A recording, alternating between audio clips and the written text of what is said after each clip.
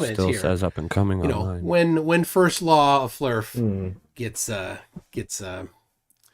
used. So says 3 minutes. Todd Ferguson, Flurfament supervisor, is asking the Flat Earth dweller, which has more tangents, a circle or a sphere? Oh no, it's live for me. They're tied at infinity. Okay. But there are different versions of infinity. So so welcome Alan's YouTube channel. The sphere has to the a live larger value dual commentary to this clown. That's a thing. I'm not asking him what his favorite flavor of crayon is.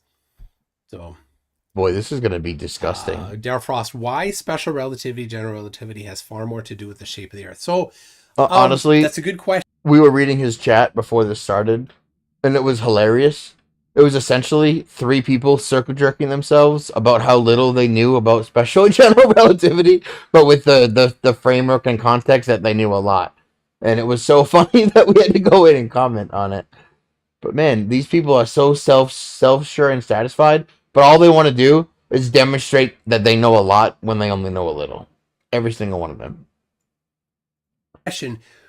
The first draft had 9 topics or 12 topics, or it was huge. I'm like, we're never going to get through this in an hour and a half.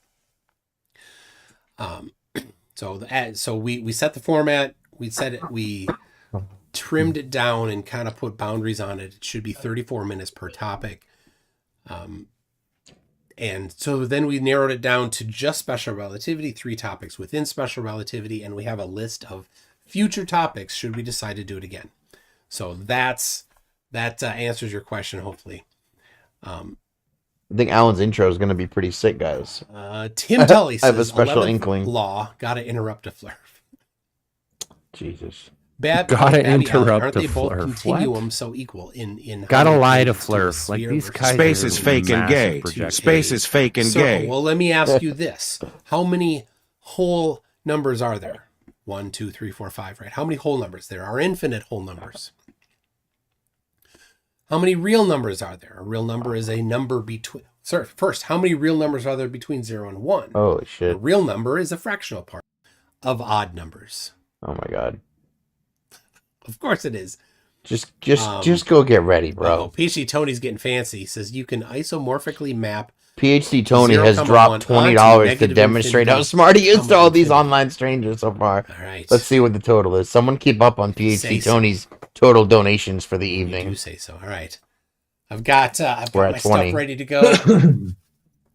I always find it interesting how many blue people are in his chat. Like everybody's a mod in his chat. Yeah, it turns out that all those people think that they have like big dicks in life or something. They'll like meet people online and they're like, I'm a mod on McToon's channel, and people are like, who the fuck cares? What? Oh, Tony, those credits don't transfer, dude. Nobody gives a shit.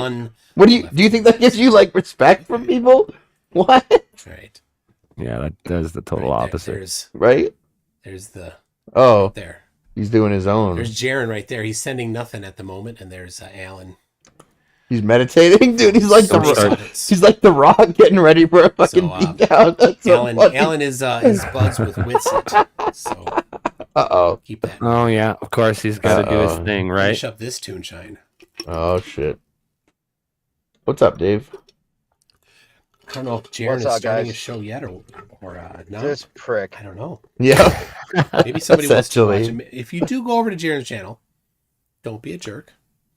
If any jerks show up here, I bet he's totally not sticking to the plan at all. Time them out because we want to keep their. He's talking to all of his 37 of his mods who will happily time out anyone who says anything above letter. I like how he generally says, "Don't do that." Says guys. I thought astronomers audited space. He has to because they're children, and he's the big child in the room, right? Oh, essentially he's starting, but I won't play that. Okay, good. Well, we're done with you. We'll go on over here then. Alan's just gonna be like, "I'm not responding to that anymore. You're not even being intellectually honest." Nice. This is gonna be awesome. We are streaming to Alan's YouTube channel as live commentary for the show, so let's keep it to the show for now. but this is gonna be fun. I'm glad everyone came to check it out, and we haven't been on Discord in a while. So what's up to all the old people? What's up, Dave? What's up, Oscar? Cora, what's up, buddy? Good to see you. Yeah, man. Let's go, Alan. I've been waiting for this for a while.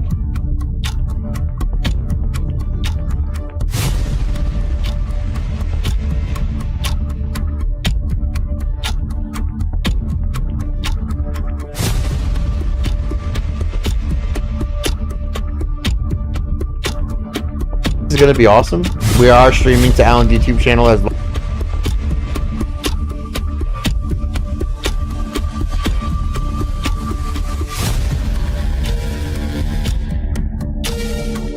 Dude, I've never watched a Jaronism stream from the beginning. It's getting pretty intense. I'm like, whoa. Yeah. It's a hell of an intro, dude. The clock reminds me of like 24. It gives like a lot of pressure to something. Yeah, I feel like I'm sweating. I'm sweating for some reason. I don't know why. Yeah, and then we're gonna have this like massive just release. Nope, it drifts away. Oh, there it is. All right, it starts now. Oh no, it was me too. Welcome to the show. Ignition sequence start. 3, Oh my gosh. 2, 1. Houston, we have a problem. Liftoff. We have a liftoff. We copy you on the ground. You got a bunch of guys about to turn blue. What you're seeing here is a mirage. Oh, and then it's like a whole nother rolling intro. What is going on, everyone? Oh, Welcome no. back to another Yeah, a episode little of much there, Jaron. Debatism. It's episode number 4. We've got a fun one for you this evening.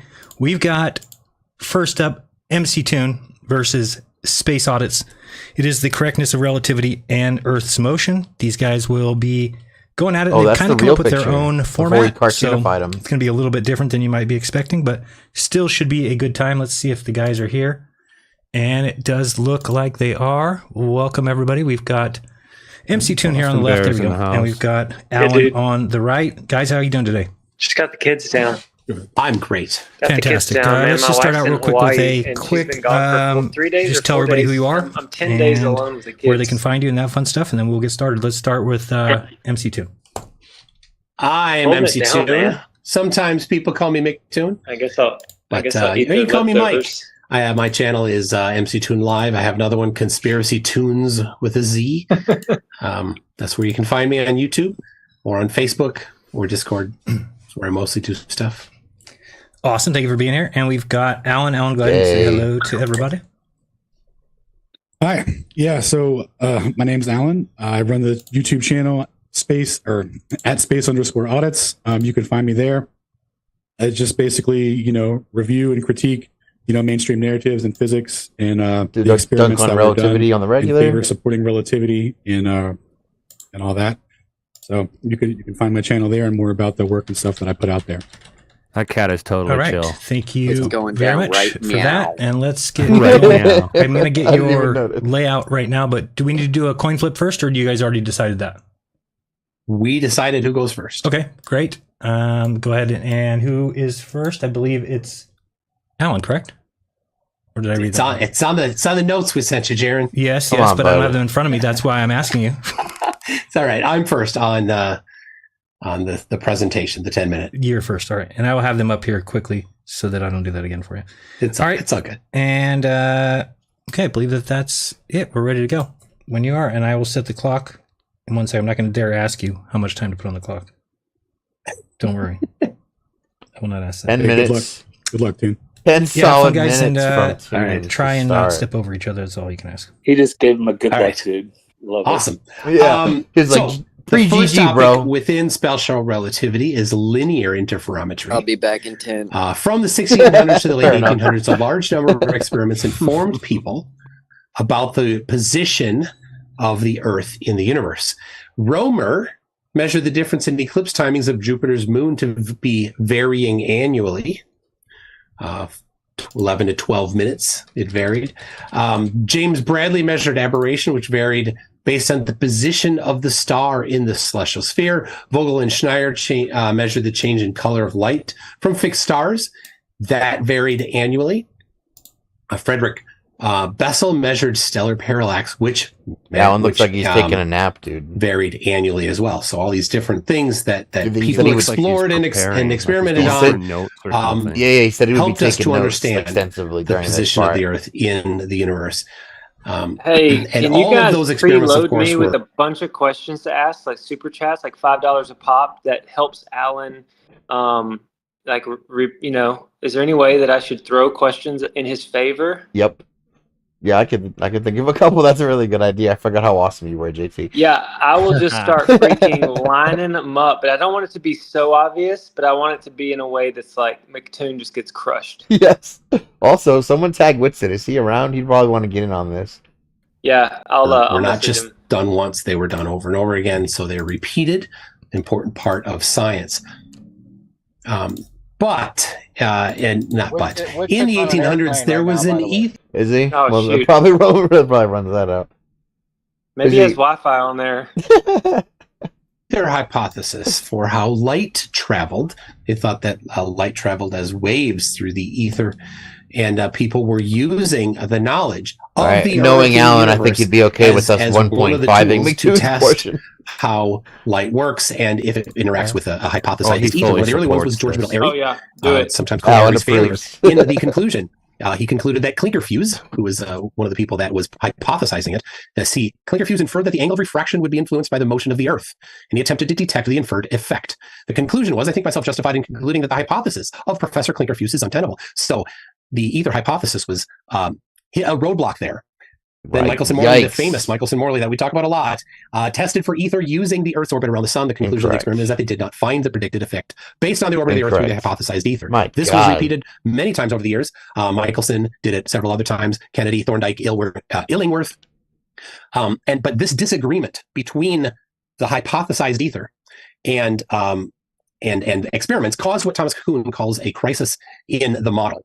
If you've read Thomas Kuhn's work on science. Scientific revolutions. Sorry, I almost said revelations. This is where newly found information contradicts an established model. A model must incorporate all observations.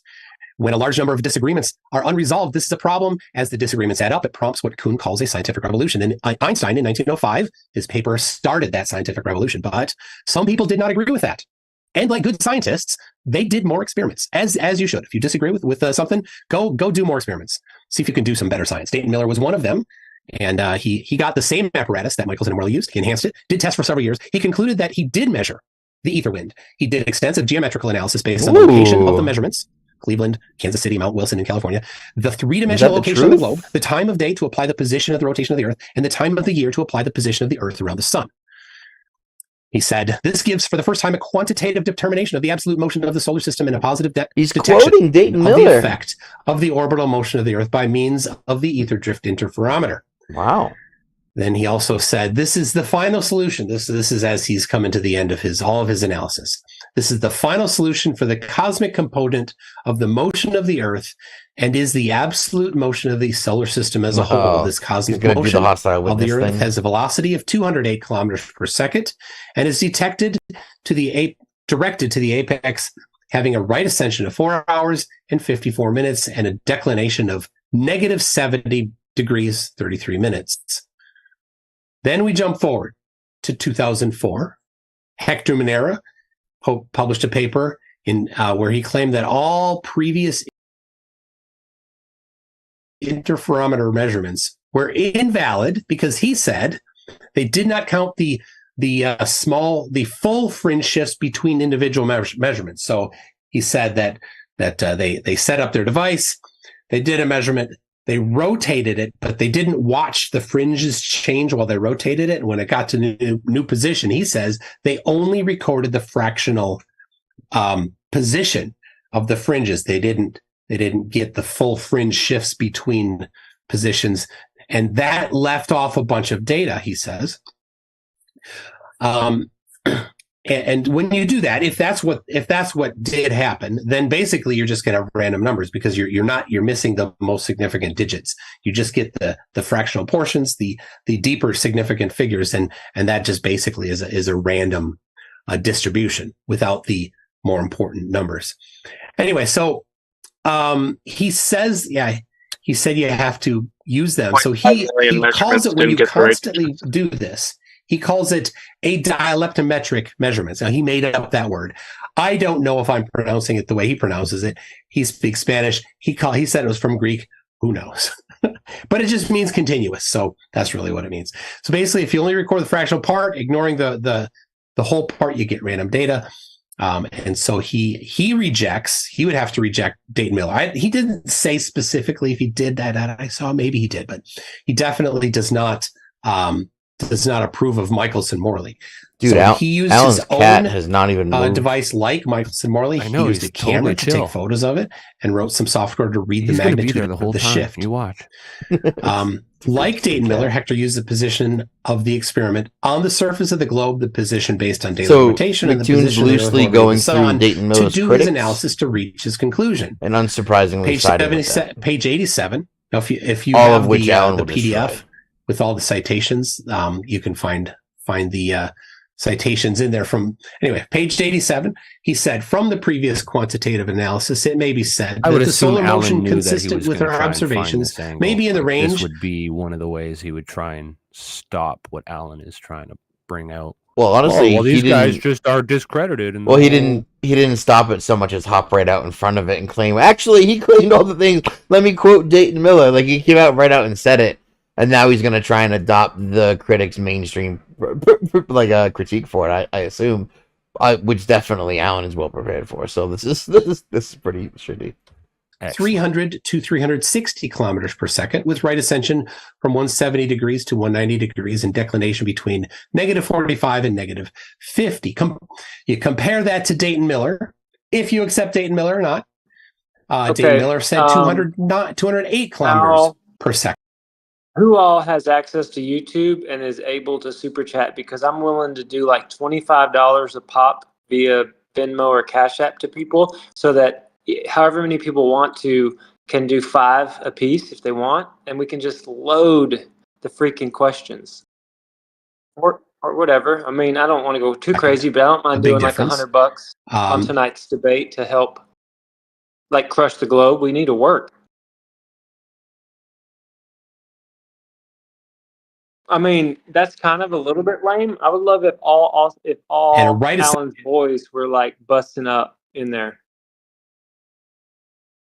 So basically, who's willing to super chat, and where are we gonna brainstorm? Like, and we might even, as it's going, busting them out, like to re-ask questions that he was vague on, or I don't know. I don't want to make it too crazy, but we do need to do some work.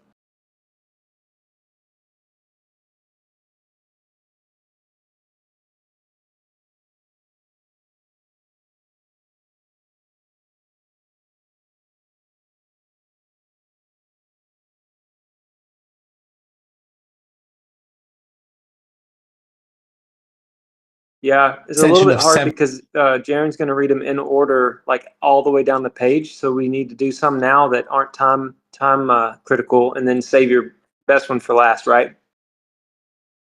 We can start now. So yeah. Anyway, go ahead.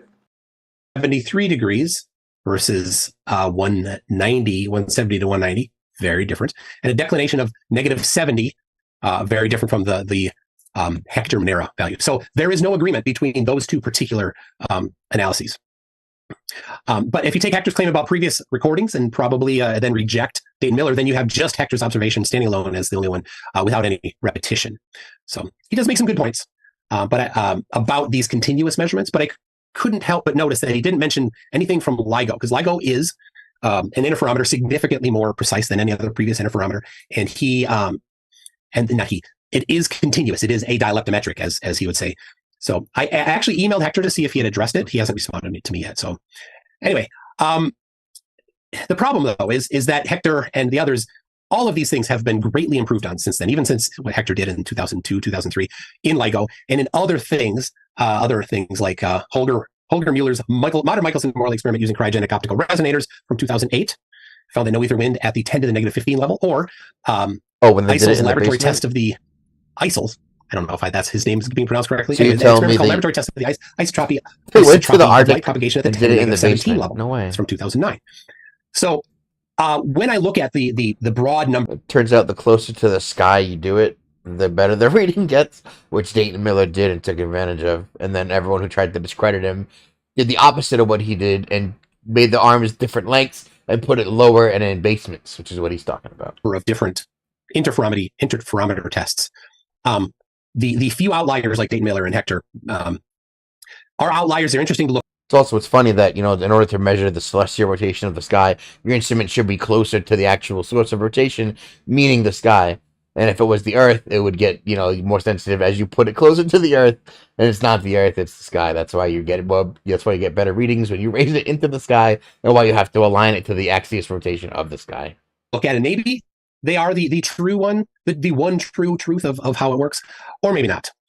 When looking at all of them, I tend to want to see the ones that are in agreement with each other. Those have more scientific value than the ones that are the outliers. There may be an error, systematic error in what they did. It's hard to say exactly, but I'm going to go with the better, newer experiments instead of the outliers.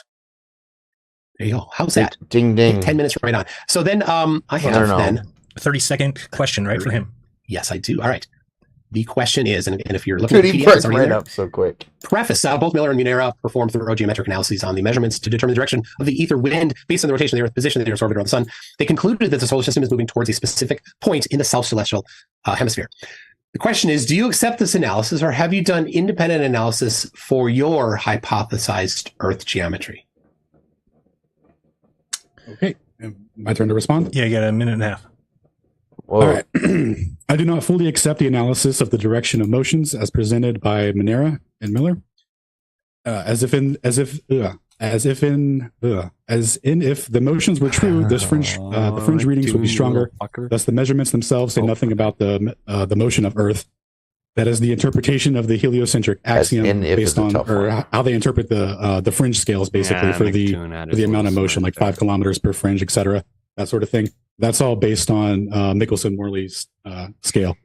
So as a motionless Earth would invert the interpretation of the assumed direction of motion of Earth through the solar system in relation to the celestial sphere, it would as well invert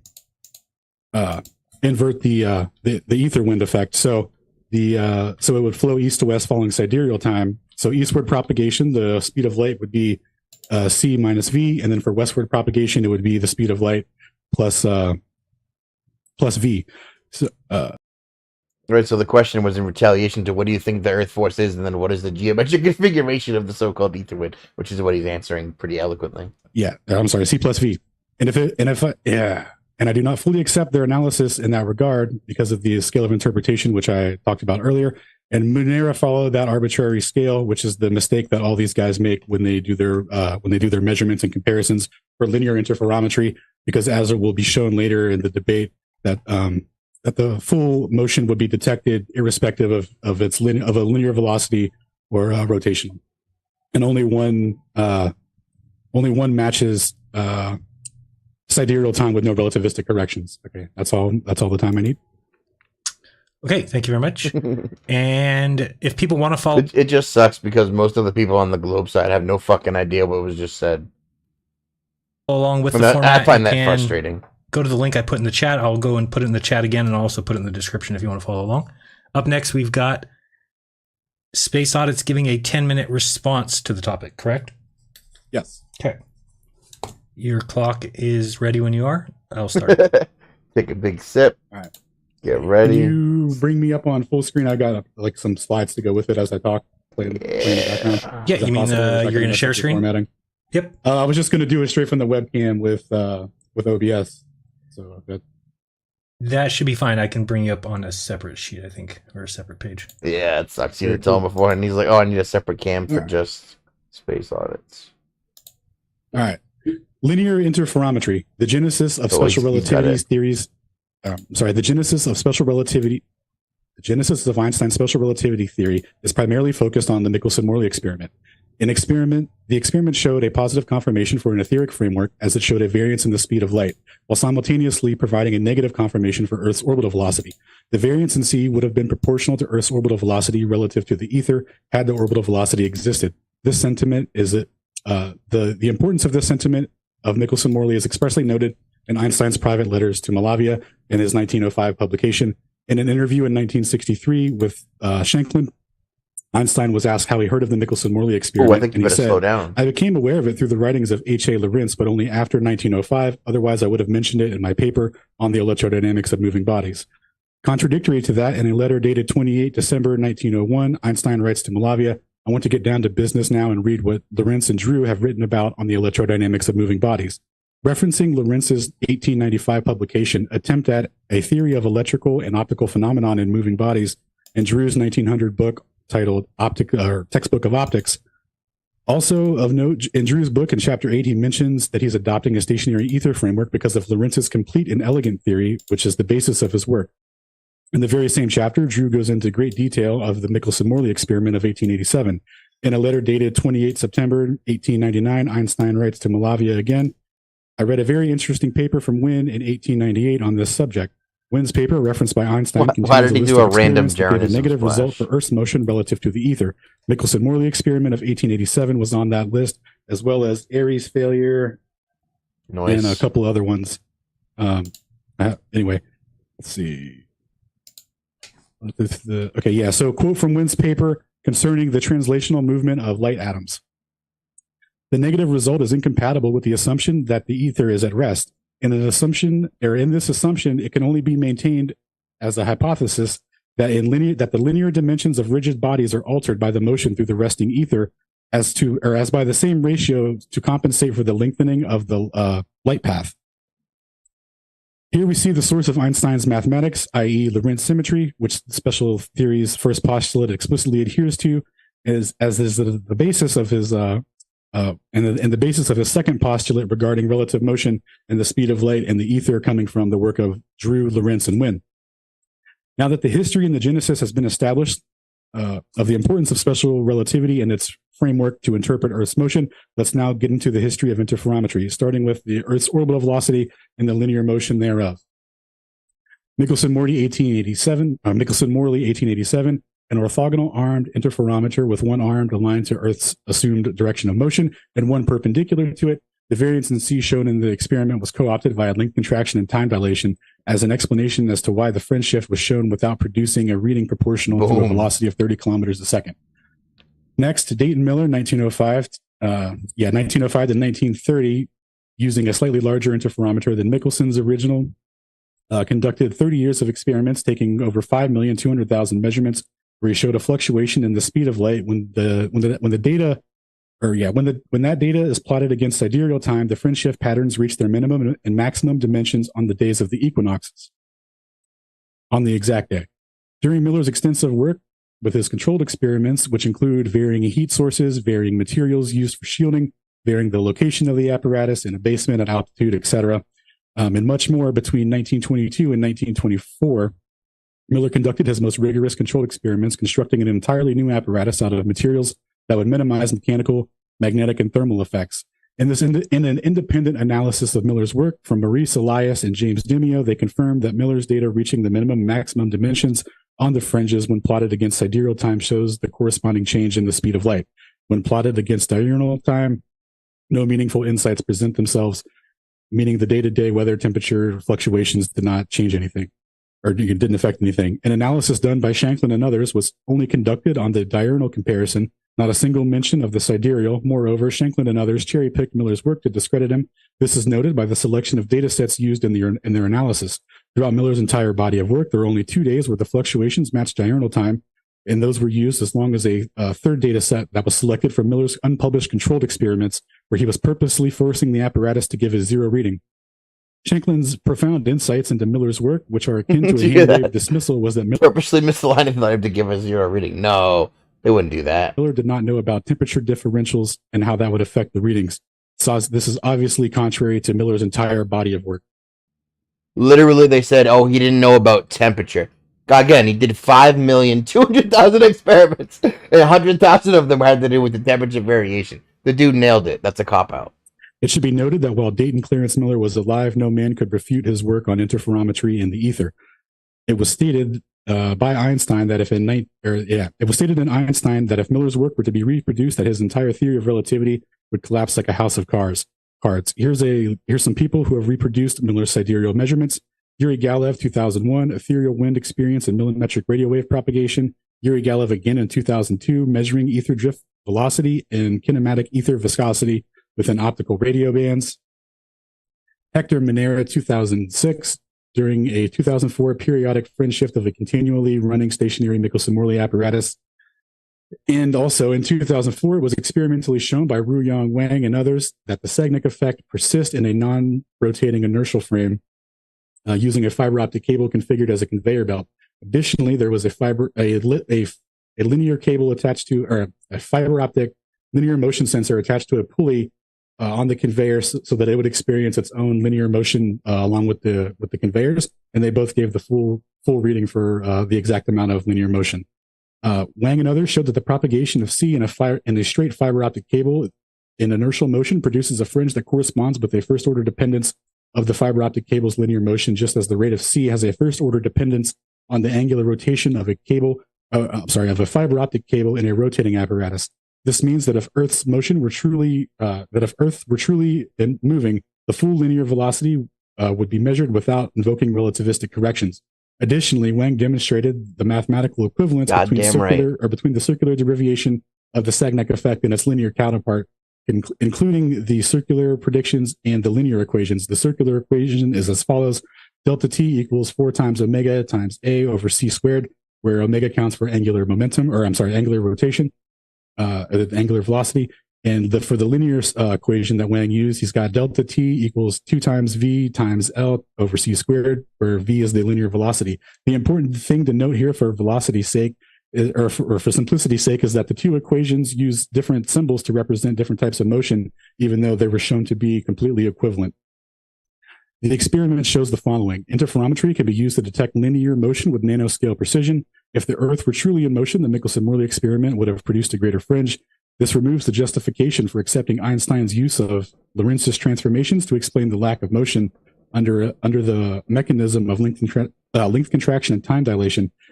Special relativity is fundamentally rooted in the perception of uniform linear motion and how it cannot be detected due to so-called relativistic effects. This has been shown to not be true. The Sagnac effect is a classical effect, not a relativistic effect, which will be touched upon more later.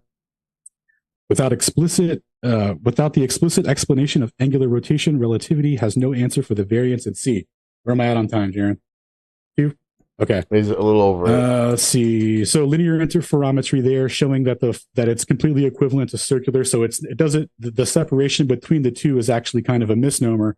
The velocity, whatever the velocity is, it reflects a first order dependence on the fringes. The fringes reflect the first order dependence on whatever the velocity is. Doesn't matter if it's linear or circular.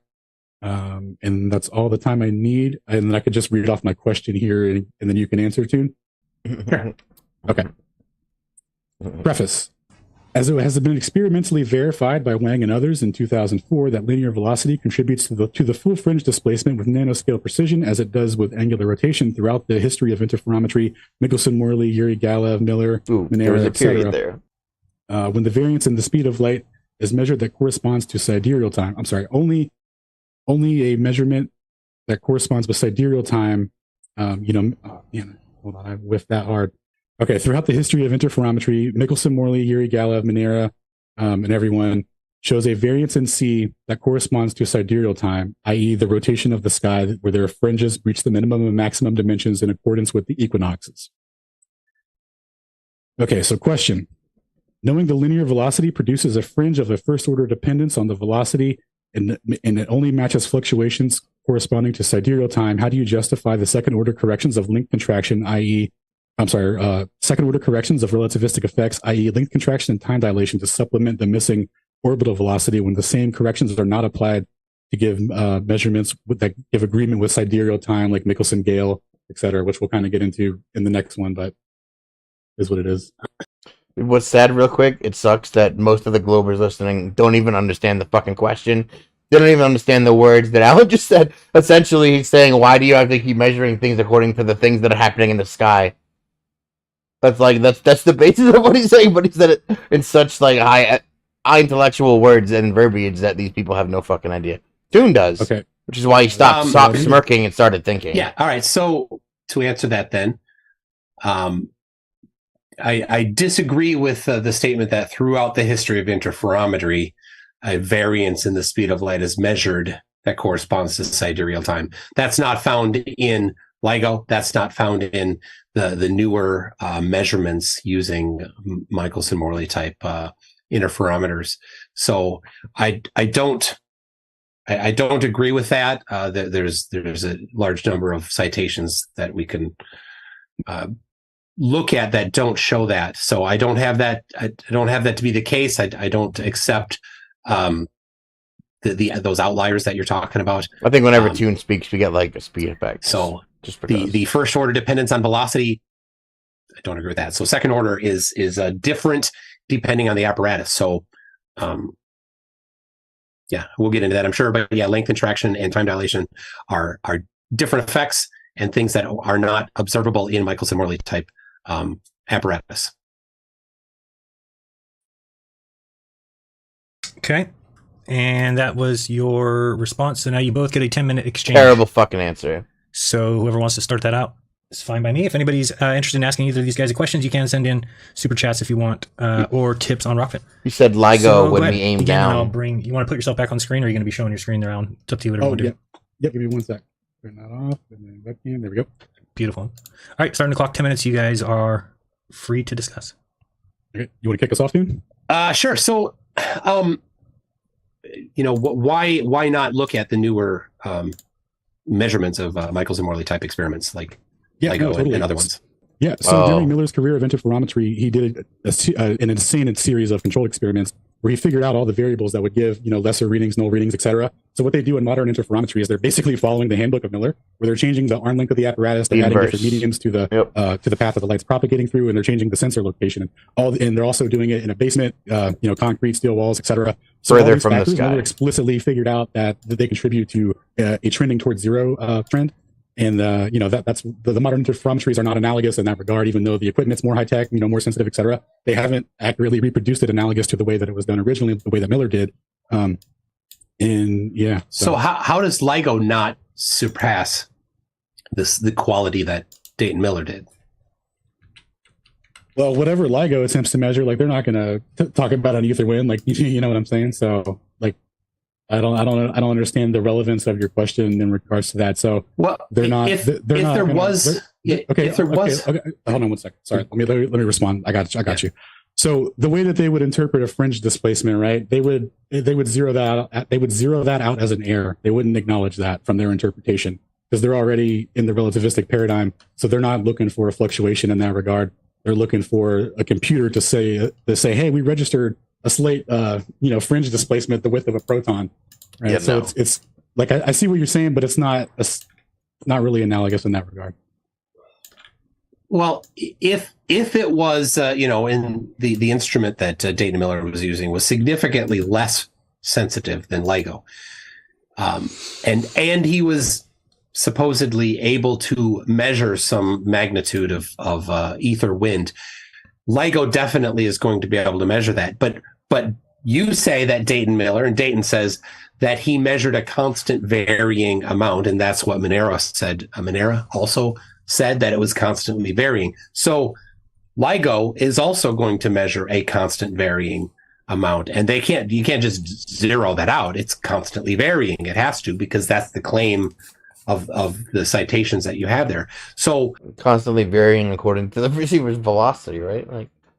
How is it that they're not? Because if they can do less than the size of a proton, that's significantly larger than its orders of magnitude.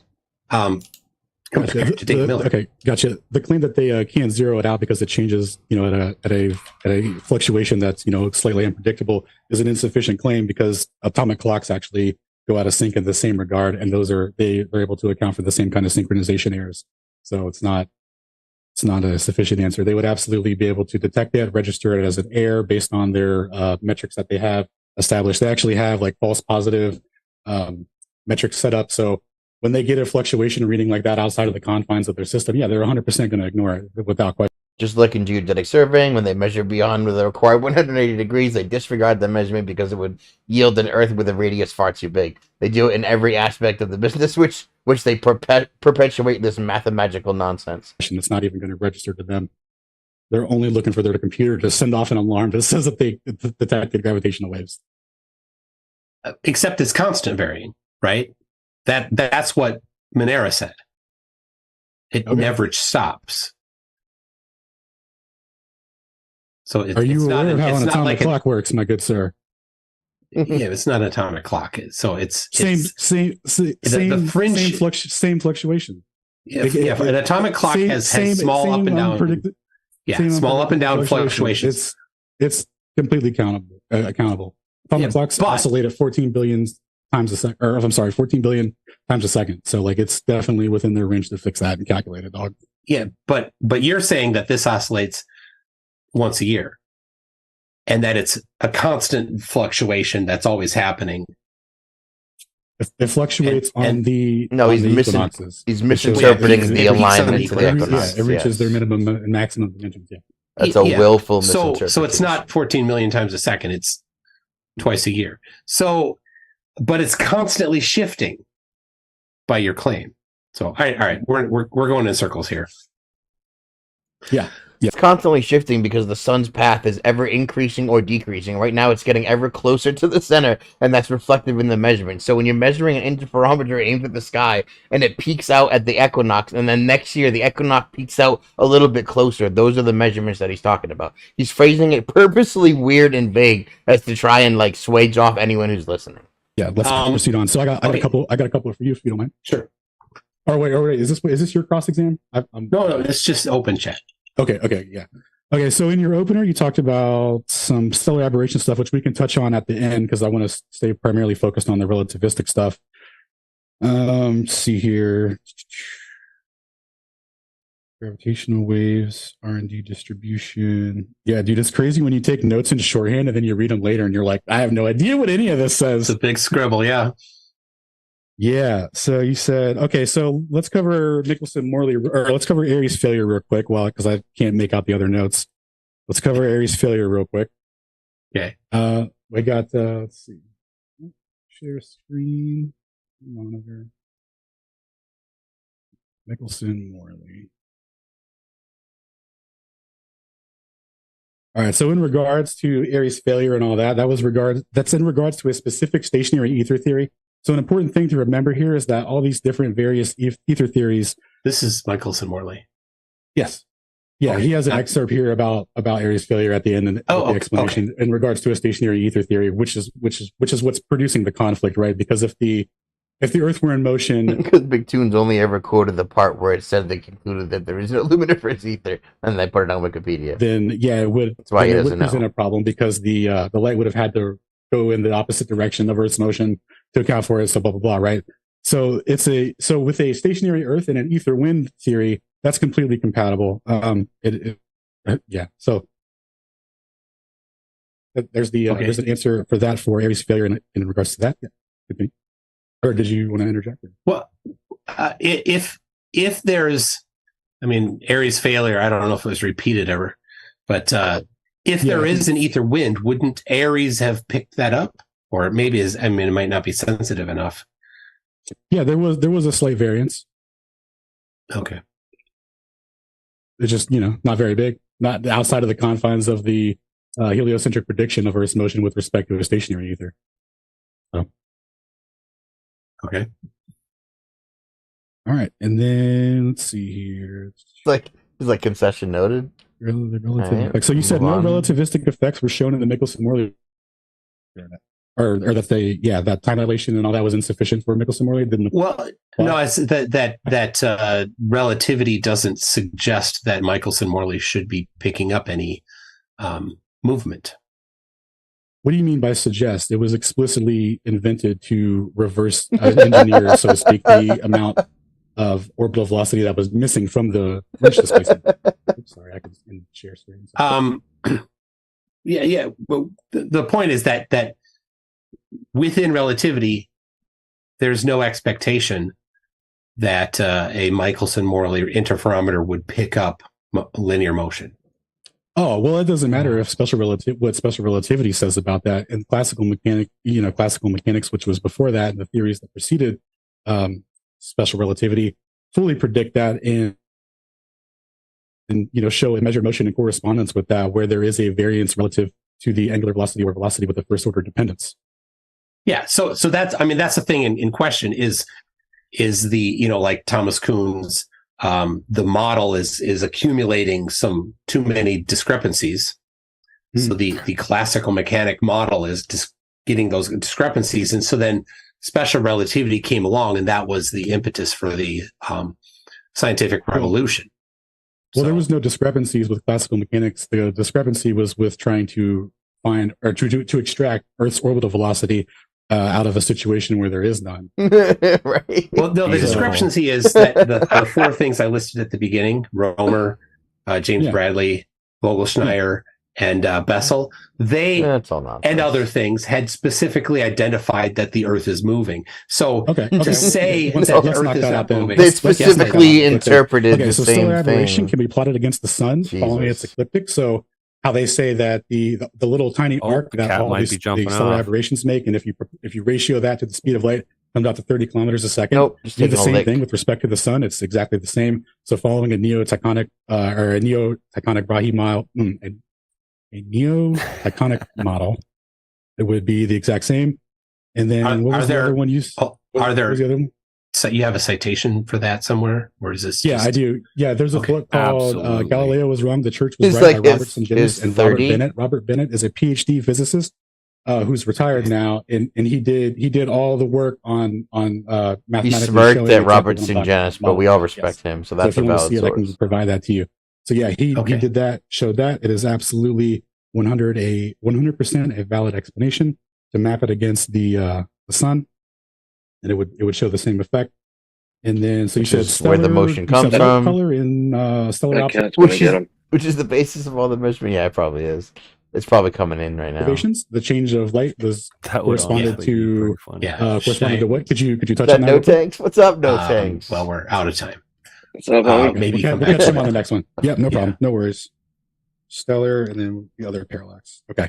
All right. Next round, sir. What's with the bell? What the fuck round are they even in?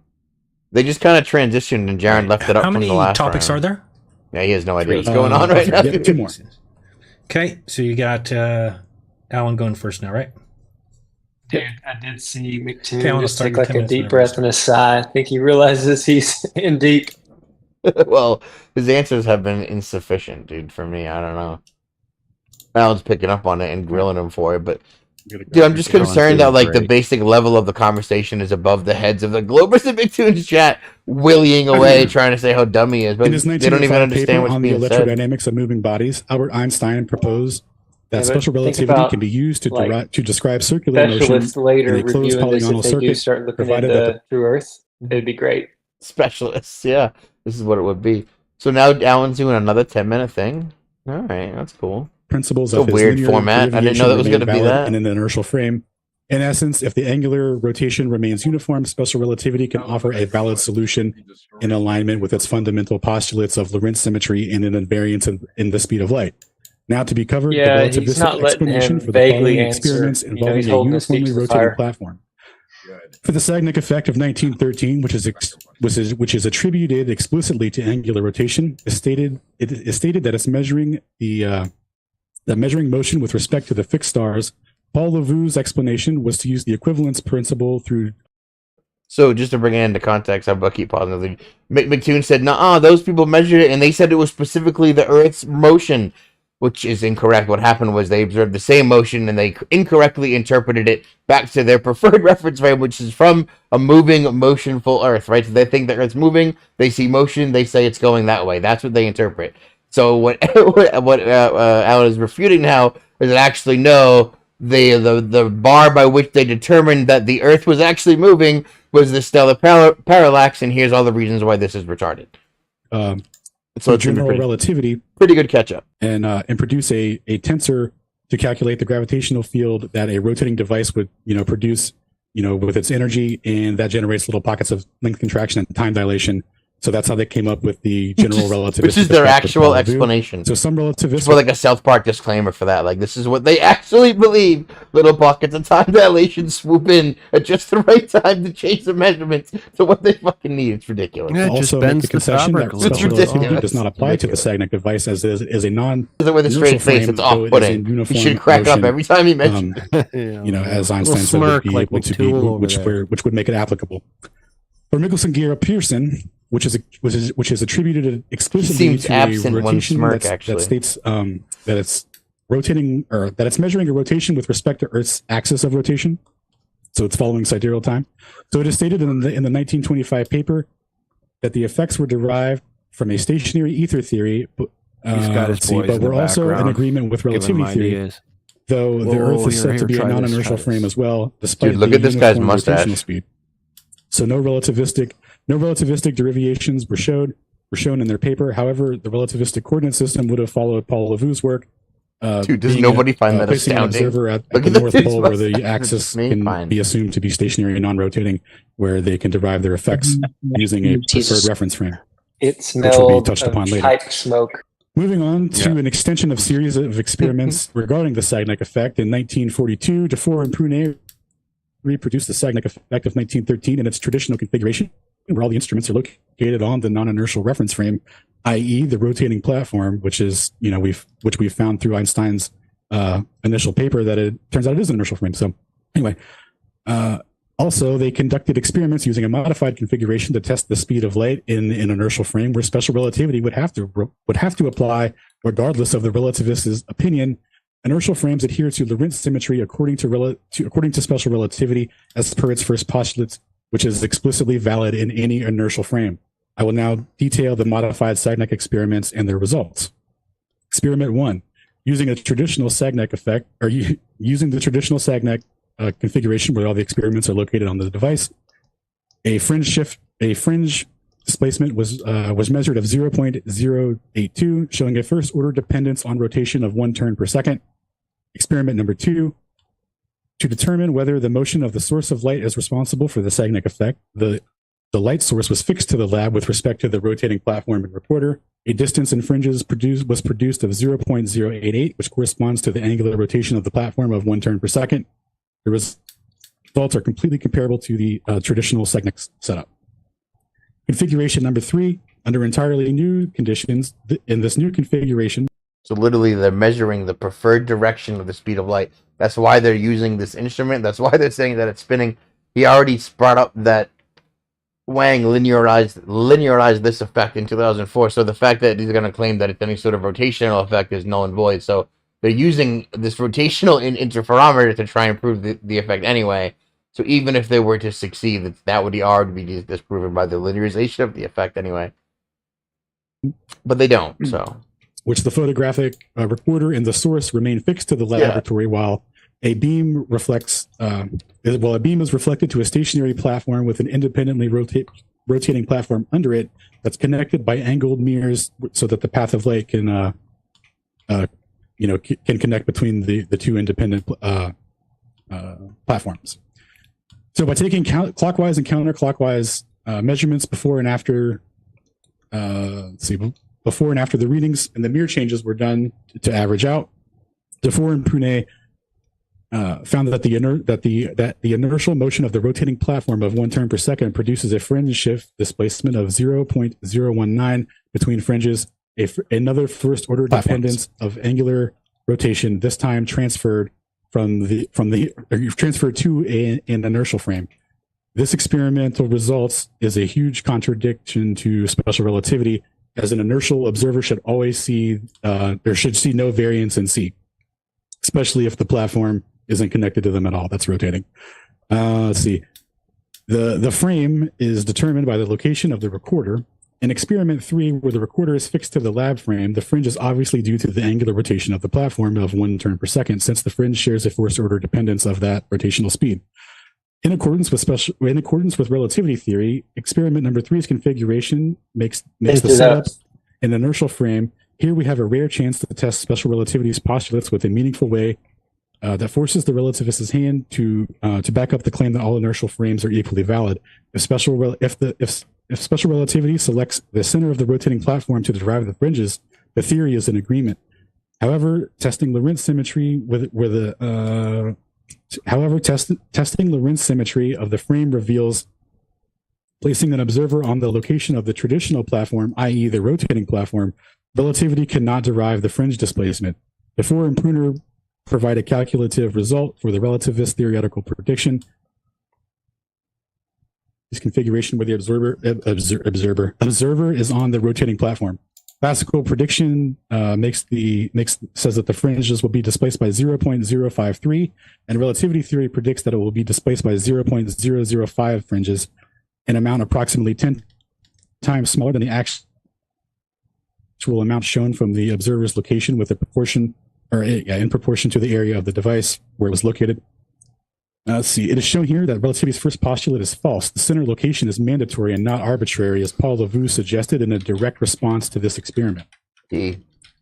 No fringe displacement that corresponds with an orbital velocity of 30 kilometers a second has ever been measured. Only a fringe displacement of sidereal only a fringe matching sidereal and sidereal time fluctuating relative to the latitude has ever been measured.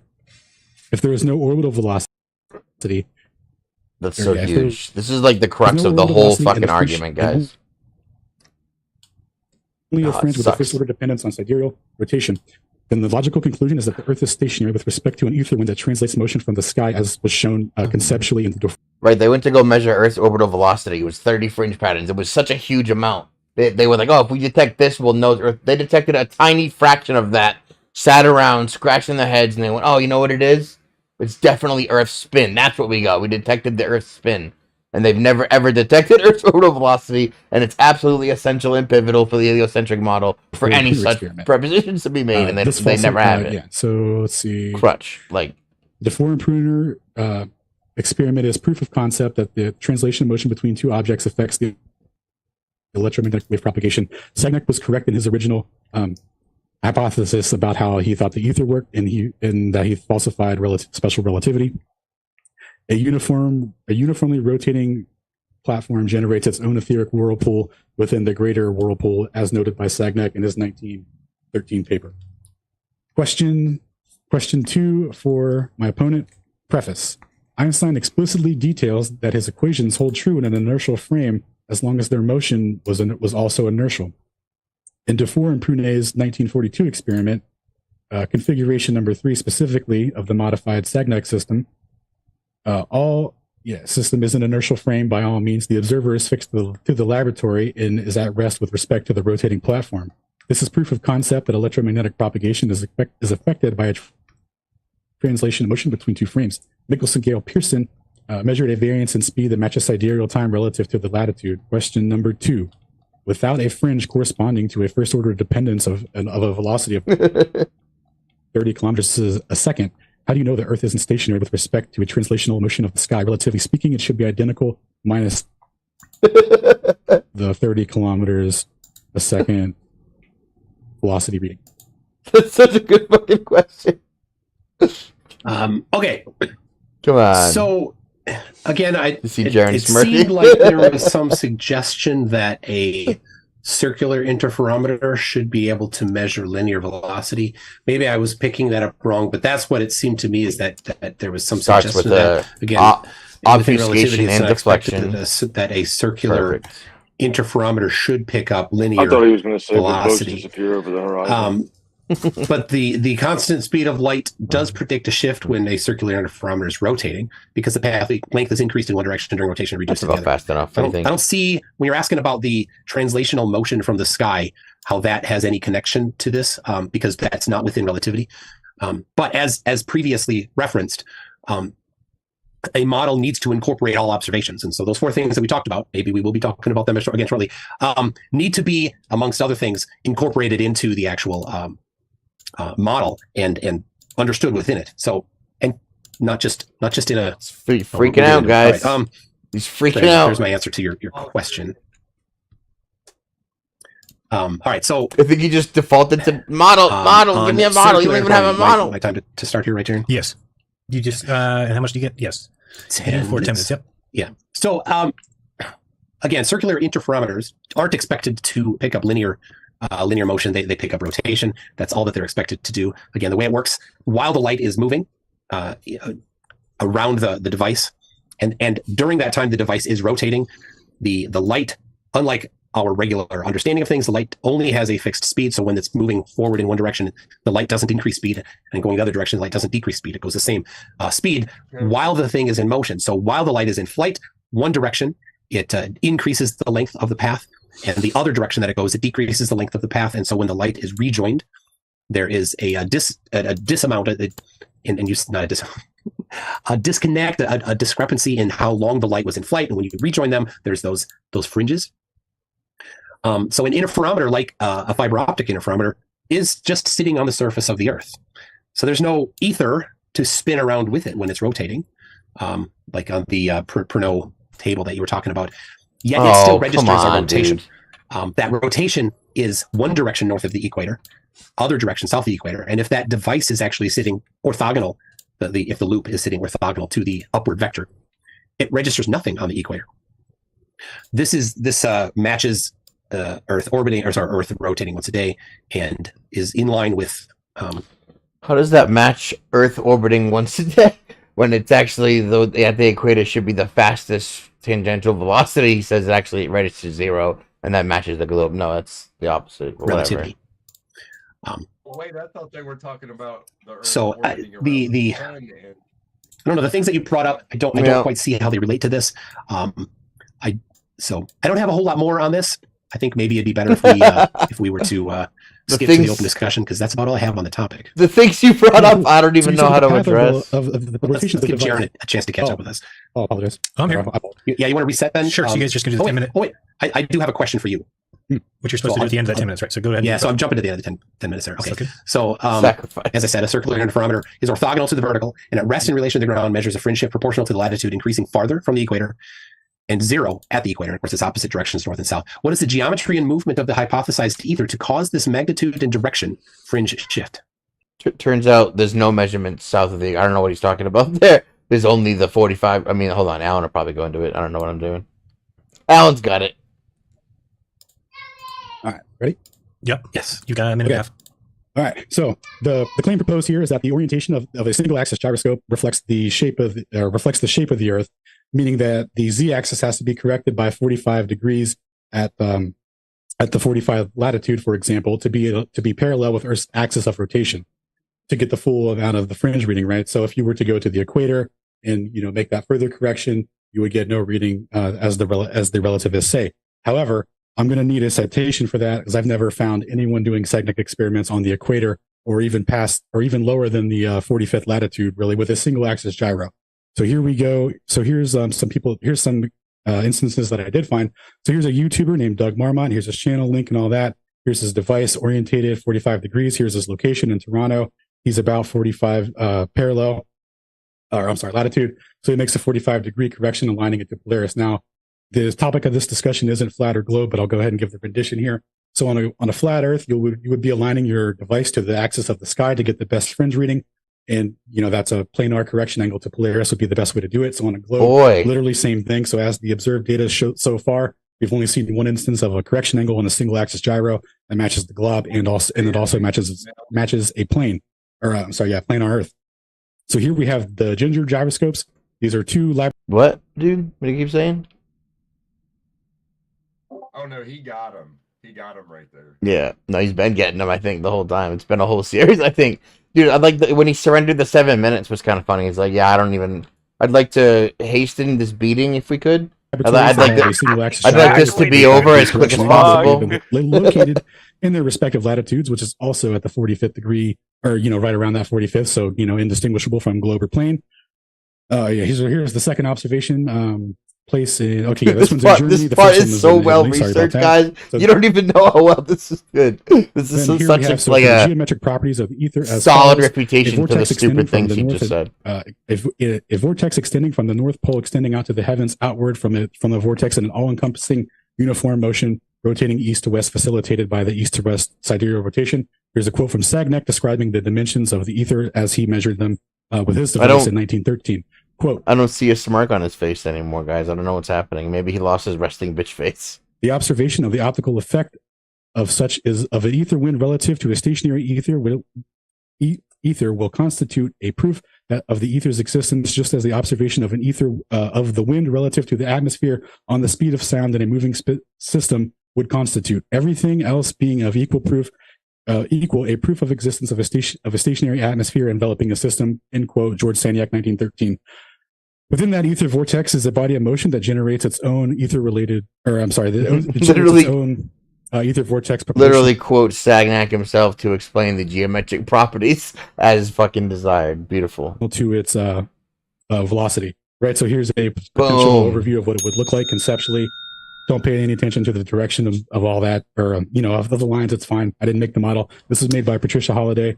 So here we have time to see. I don't know if you're already minutes. Yeah, okay, I'm sorry. We can jump to the 10 minutes. Am I good, Tune? I got like 2 more slides, and I can wrap this point up because this was a good question, and I wanted to answer it fully. Such a good answer. I want to ask a question on that slide probably in a minute. Awesome.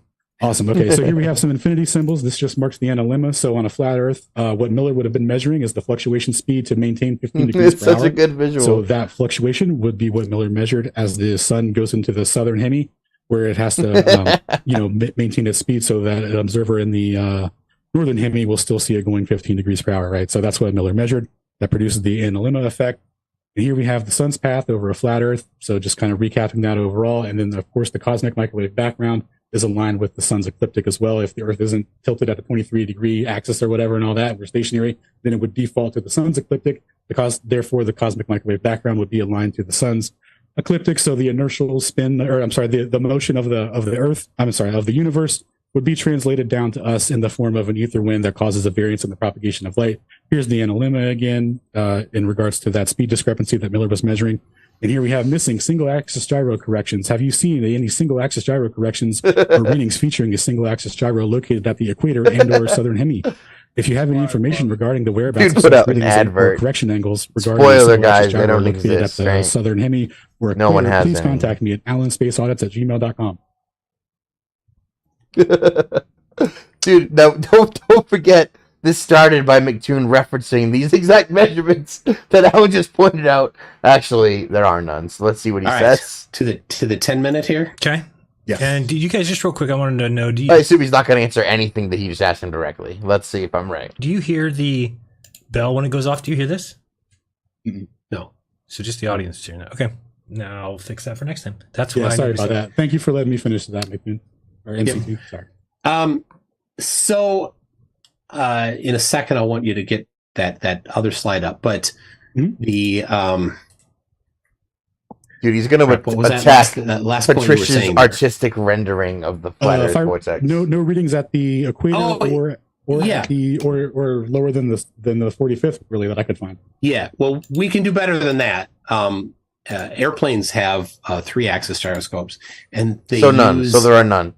So there's no single-axis gyro. Okay. They usually have a total of 9 single-axis gyroscopes in them, 3 sets of 3, and so they use the combined measurements of all 3 axes together to measure the rotation of the plane over a course of between 5 and 10 minutes while the plane is getting its location, and it determines its latitude. And this works both north and south of the equator. So it uses the actual gyroscope in there to get its axis. So any airplane that has a can I respond? IRS is they're typically called. So yeah, go ahead. Inertial navigation system. Yeah. So if you look at the manual for the inertial navigation system, the idea that it just like magically detects where it's at based on some sort of rotation isn't true. You have to calibrate it first, and there's an explicit calibration process for that. So there's a couple of variations to it. So for the first iteration of it, you have the device stationary for 48 super hours. Well researched answer. While it receives GPS signals, whatever you want to make of that, and also you input your own coordinates on the map, latitude, longitude, and all that. You import it. It references references it after 72 hours of turning on and off and taking readings. It will then compare all that data to what's called the Kalman data set. Now, the Kalman data set is something that we don't have access to. It's in the inertial navigation system. What that data set does is it compares all the readings relative to the latitude, and it makes decisions based on the readings that it's getting. Does it match? Is it correct? Blah, blah, blah, right? So through its calibration process and statistical analyzation of the readings, it will eliminate, like error readings and all that kind of stuff and produce, an accurate way to represent where you're at on the coordinate system after your location has been firmly established from multiple reference points on the system. And then so in regards to that system detecting things, that's cool, man. That's going to give an output reading. That's not really what we're interested in, because when an inertial navigation system goes to the 86 latitude north or south, it switches into a different polar navigation mode, or I forget what the other one is. Nobody is for the south, but it switches into a different navigational mode where it has an entirely different map set, etc. So the idea that readings couldn't be fudged on the end of it based on where it's at to switch coordinate systems to reflect what you would expect to see for the outputs, there's not a lot to make of that. What was really significant, though, was the single axis gyro readings, which would further help actually produce meaningful results for like someone like you and me who don't have $20,000, $30,000 for an inertial navigation system. It's like these kind of readings would help map that out and what's the word I'm looking for? Kind of validate heliocentric mythology of the claims of the readings at the equator and in the southern hemisphere specifically. Okay, so obviously you have to calibrate an instrument.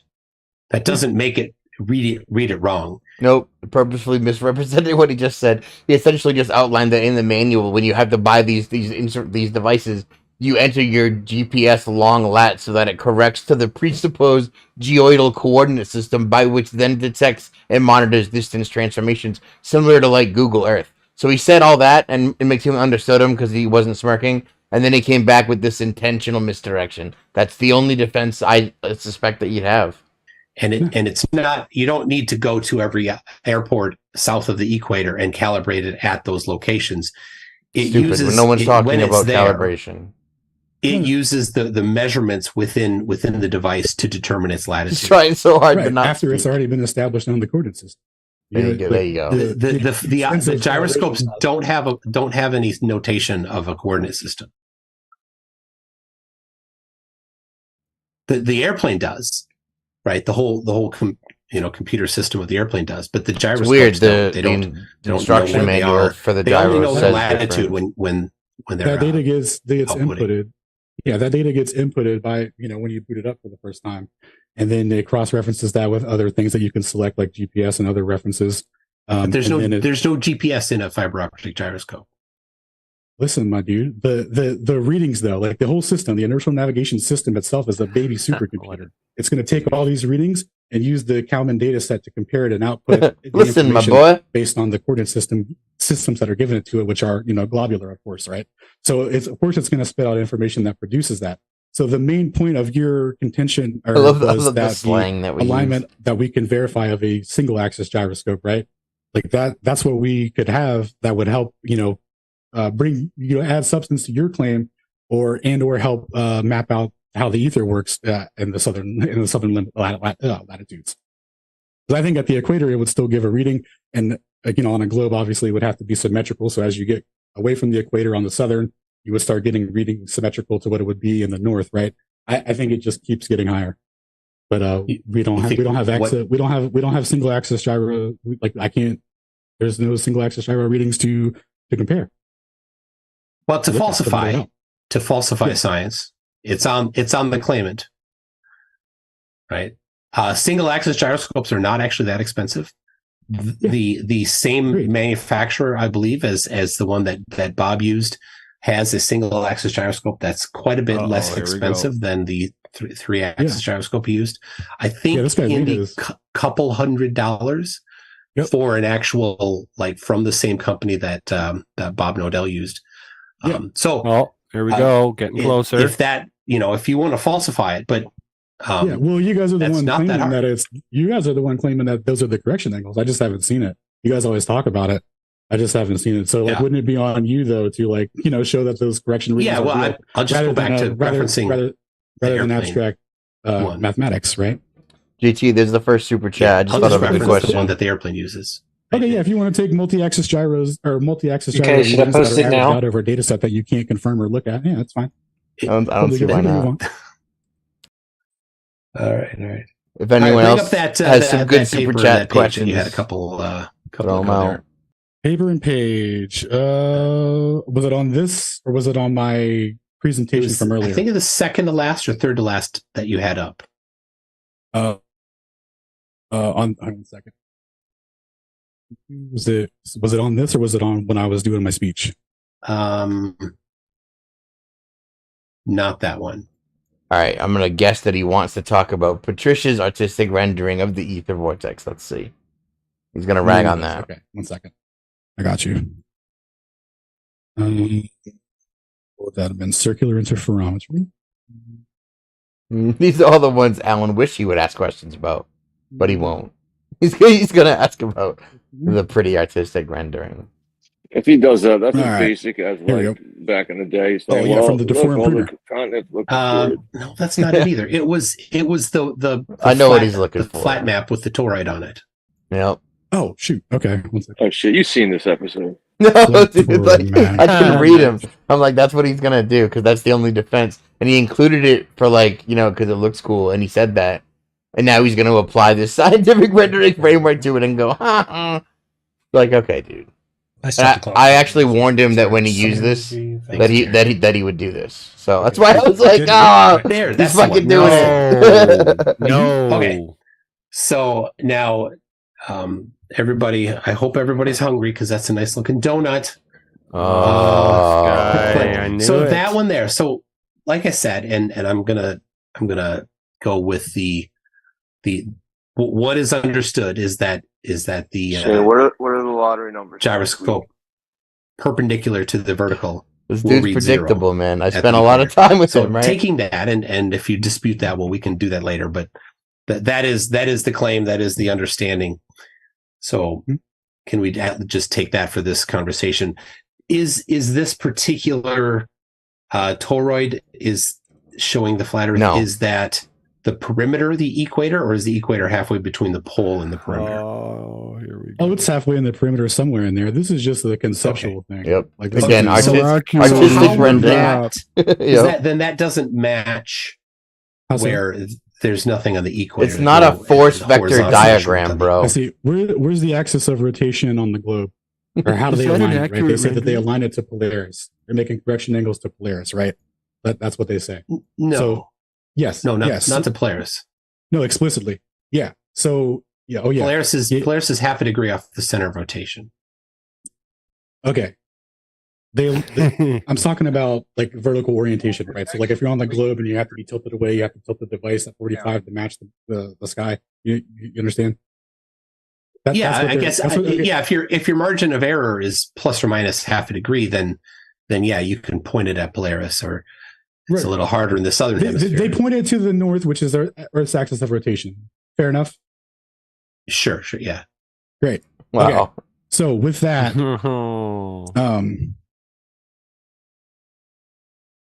he gave you with that one. So on the globe, cool. they say that you have to, horizontally, you curved away, blah blah blah. So you have to correct the z-axis by 45 degrees if you were at the 40. Sorry, I keep interrupting. The gimmick, guys, is that there supposedly is a southern axis of rotation that no one's ever measured, seen, or heard of. That's why it's funny. And he's like, "Oh, let's just assume that it is in the north, right?" We'll just point it to the north. He was like, "Sure," as if it was a concession, but it's actually the only measurable axis of rotation in the world. It's like, for example, on a plane or on a planar Earth, it would be the exact same thing if you were. Let's see. Let me pull this up real quick. So and that kind of goes against the southern star rotation. So if you were just away from this, no one's ever measured. The axis of rotation is facing the sky, is going up towards the sky, right? That's where the motion's coming from, as noted when Miller did his readings at altitude and got more, got a stronger reading. So when you're aligning the device with the sky, that's where you're getting the strongest readings. It matches a plane for the single axis gyro readings. Now, if you want to get into the multi-axis gyro stuff that we can't confirm, blah, blah, blah, like that's fine. But for the single axis, I mean, the most available data in 2023 is 3 people all located in the same spot loosely, where it's indistinguishable from a plane. Wow. Broad data set. based on the given corrections angles to align with Earth's axis of rotation. Okay, but I don't know if I didn't quite get the answer to how that toroid look would explain. It doesn't. The measurement that's you on the know equator this very well. Horizontal. Shane, that question can start with McToon dash which single axis gyroscope measurement in the southern hemisphere have been made to validate the claims you made previously, right? Yeah. It's to McToon? Yeah. Yep. Okay, I'm gonna post it. Yeah, nice. Because he literally just like said it, and then Alan demolished it and said like what I said at the beginning. Actually, no such measurements exist, and they're still talking about it now. So it's funny that he like blazingly like claimed, actually, no, so and so and this person so and so did this. And it's like, oh yeah, who were those again though? Could you say those again? That's the super chat. Does gyro to show that data? Are you gonna go with that, man? Absolutely. Fine. All right. It's only $200. It would be the most profound proof of the globe ever. You know how schools do that experiment? Hold on a second. You know, well, hear me out. You guys would all hand wave it just like everything else. Come on. No, I mean, obviously we would incorporate it into our own theories, but hear me out. Are you guys there? You're saying it's not that doesn't sound very profound. Hear me out. Oh man, my phone died. Did the stream quit? Did I kill it? No, I'm still streaming. Be a great experiment for schools and stuff. Are you on a phone? So like, you know how they do the sun shadow things on the solstices or whatever, and they plot out all the data. Are you familiar with that? Michael McToon. So like, there would be a similar thing where schools at different latitudes would have their data, and it would show like, oh look, these correction angles are based on the globe. And, like the only readings and the only available stuff I could find in 2023 is 3 spots, all in the same location. It's insufficient at this point to continue that. For me, I mean, if you want to believe it, it's totally cool. But I need to surprise me. I need to see it now. You know what I'm saying? I haven't gone into muons especially yet. Knowing how the inertial navigation system works itself, right? So once you know all that, how it works, how it calibrates, and the common data set and all that, you're just like, okay, well, I'm gonna need something a little different, So. All right. Okay, you ready to move on from there? That's the end of one of those things that should exist. For multiple single-axis gyroscopic readings of the southern rotation should be everywhere, right? It should be able to measure the same axis of rotation in the south as you can in the north, except you don't, right? It's a completely different aspect of the ethereal vortex that you get out there as it broadens and expands we're back to match the sun's cellular rotation. Yeah, that's me. Interlocutor. Whatever. I like my interlocator. Let's just say that I didn't know that word existed until yesterday. So, yeah, it's all good. All right, I'm ready. Okay, you got 10 minutes. And what's the topic now? Time dilation and length contraction. Alrighty, sounds great. Here we go. This is the one. When you want. All right, I may share my screen here in a bit. Okay. I don't know. We'll see. All right. Anyway, special relativity makes specific claims about the speed of light for different observers, which affects the relative passage of time for these different observers, as well as the relative size of objects in frames of reference outside the observer's frame. Time dilation and length contraction are the names given to these related predictions. As an object's velocity relative to an observer approaches the speed of light, time passes slower relative to the observer, and objects appear longer. In 1972, Haefel and Keating used 4 cesium clocks to test time dilation. They synchronized the 4 clocks and flew 2 of them around the world, once eastward, once westward. From the actual flight paths of each trip, the theory predicts that the flying clocks, compared with reference clocks on the ground, should have lost 40. It sounds like I'm reading Harry Potter and the Deathly Hallows. Nanoseconds during the eastward trip, and should have gained 275 plus or minus 21 nanoseconds. It's McToon's turn. We can make up some time. What was observed? The flying clocks lost 59 plus or minus 10. Prediction was 40 plus or minus 23 during the eastward trip, and gained 273 plus or minus 7 compared to 275 plus or minus 21 during the westward trip. I kind of want to hear the words. Like I can still hear what this you're was saying. repeated in 75 by Carol Alley and a team over Chesapeake Bay. A plane was flown in loops for 15 hours. Sounds like the Superman Relativity effect predicts to the me. clocks in the plane should lose 41.7. If you go faster, it sounds like a 47.1 hamster. nanoseconds, and this matched the observations. There were other repetitions of this test too. I won't get into this time. So another way to test time dilation and length contraction is by measuring muons in the atmosphere. Yeah, he only seems like he's going faster because we're going slower, guys. Yeah, right. That's a relativistic effect. It's totally relative. Muons originate high in the atmosphere. They have an average lifespan of 2.2 microseconds. If we were playing a drinking game, I would have bet on him bringing muons up right now. Since they travel at nearly the speed of light, relativity requires that a Lorentz factor is applied to the lifetime. Alan's prepared. In 1963, Davis Frisch and James Smith measured the number of muons. In their experiment, they called them mu mesons. That's what they were called at the time, but they're muons. We call them now. Measured it at Mount Washington, which is on the East Coast there, at 6,200. Have you guys heard about the Shane, elevation, and in Cambridge, Massachusetts, at 10 feet above sea level. The Shane particle. They used several tons of iron. Well, if you could build a Shane particle detector, you can absolutely detect it. And I've done so, and I've confirmed that they exist. 0.9954 of the speed of light. Obviously, very they narrow must range. exist. Right? They measured 563 muons per hour on the top of the mountain. That's actually more proof than they have from at 10 feet above sea level. This confirms the muons originate in the upper atmosphere, at least, because they had a lower number. And then I'll have like a press conference that I'll announce the existence of Shane particles. 9952 of the speed of light. That's the average time of that little range. Muon. It must take for that 6,252 feet. It must take 6.4 microseconds for it to travel that. But the average lifetime of a muon is just 2.2 microseconds. Dude, he's literally trying to use muon decay and not say it's a reification of the fucking the decay rate in the first place. Holy shit. I'm pretty sure Alan's going to touch upon that directly. Based on the non-relativistic prediction for the 10-foot measurement is 27 muons per hour. I think he just GG'd himself, like, quietly. 12 muons per hour. Like the non-relativistic prediction does not match. The experimenters then calculated the Lorentz factor to be 8.4 plus or minus 2. The observed factor was 8.8 plus or minus reading 0.2. Wikipedia. The prediction matches the observation. This particular measurement is in the PDF that's out there, including a video that they made in 1963. It's a pretty good video. It's worth your time if you're interested in this topic. In 2018, Efren Coravabias, I don't know. I'm sorry, I got your name wrong. He measured muons at 100 feet, 4,200 feet, 6,200 feet, and 8,600 feet elevation. The non-relativistic prediction for the number of muons at lower elevations drops drastically, but the measured quantities do not drop this fast.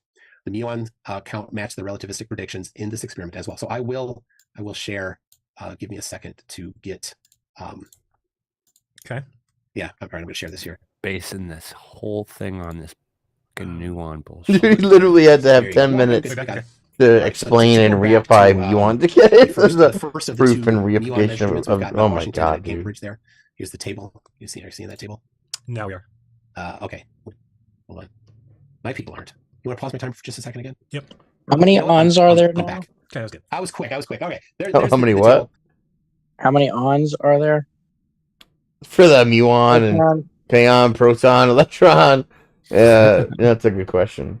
They did 6 different runs. That their average was 563 on the top of Mount Washington, 408 at the bottom. There's our Lorentz factor there. That they used to get the. It's like, oh my god, dude, Alan's never seen the Lorentz contraction formula. Dude, Jim made a meme about it. He just goes around and recites this. Right there within the prediction. Then to the other one where they measured it at 100 feet. He just thinks it's funny by itself. This is the. I mean, it is to us, but not to anyone. You know what the fuck it means. Relativistic prediction. The reason why you see this is kind of a slight It's a beautiful curve slope. is because of length It's contraction. not a slight curve. Or sorry, a time dilation. Right, the time for the muon takes It's a slower parabola. than it does from our perspective, from our frame, than to the muon's frame, and so it extends its lifetime. Versus here's the non-relativistic where you have A muon particle detector. They built them separately, dude. That's how you know it's not. It's legit. It's an average, but it doesn't go that far. That would be considered a hard slope. Here's the actual results at the different elevations. I quoted them in feet. Science is done in metric, so there you go, 32 meters, 66,000, and you can see as they increase. I'm so impressed by this super well prepared table. I think that's exactly what he's trying to attempt. Because he usually doesn't do it like this. Nope. Is increasing with increasing elevation, and then here's the chart charting the relativistic prediction versus. He usually spends a lot more time being a clown. Yeah, Alan's not letting that happen. And smirking quite a bit more than normal. It does not match. Yeah, McToon is not smiling. Check the chat. Yeah, he's not smirking. So that's it for my presentation. I'm going to jump right up to the question here. So preface, Havel Keating flew clocks around the world. After the eastward trip, the moving clocks had lost 59 nanoseconds. After the westward trip, the moving clocks lost 273 nanoseconds.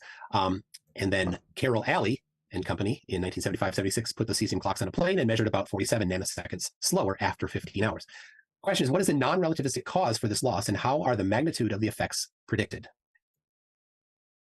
Came in and a half. All right. Yep. The non-relativistic cause is electromagnetic retardation. All atomic clocks experience this. Further, an atomic clock in motion experiences the retardation, typically seemingly at random intervals and at varying magnitudes. This is noted by Louis Essen, the creator of the atomic clock. How would one go to calculate these effects? Well, this was done by Oleg D. Jefamenko in 1997 in his book titled Electromagnetic Retardation and the Theory of Relativity, where he goes into explicit detail showing all the calculations on how to do it just using the laws of electrodynamics and electromagnetics. That's redshift and blue shift and all those things. Easily explained by electromagnetic mechanics, right? So he's velocity, movement, right? So, and then he has a separate paper, which is a little easier to digest, from 1996 titled Direct Calculations of Time Dilation Using the Same Effects. Okay.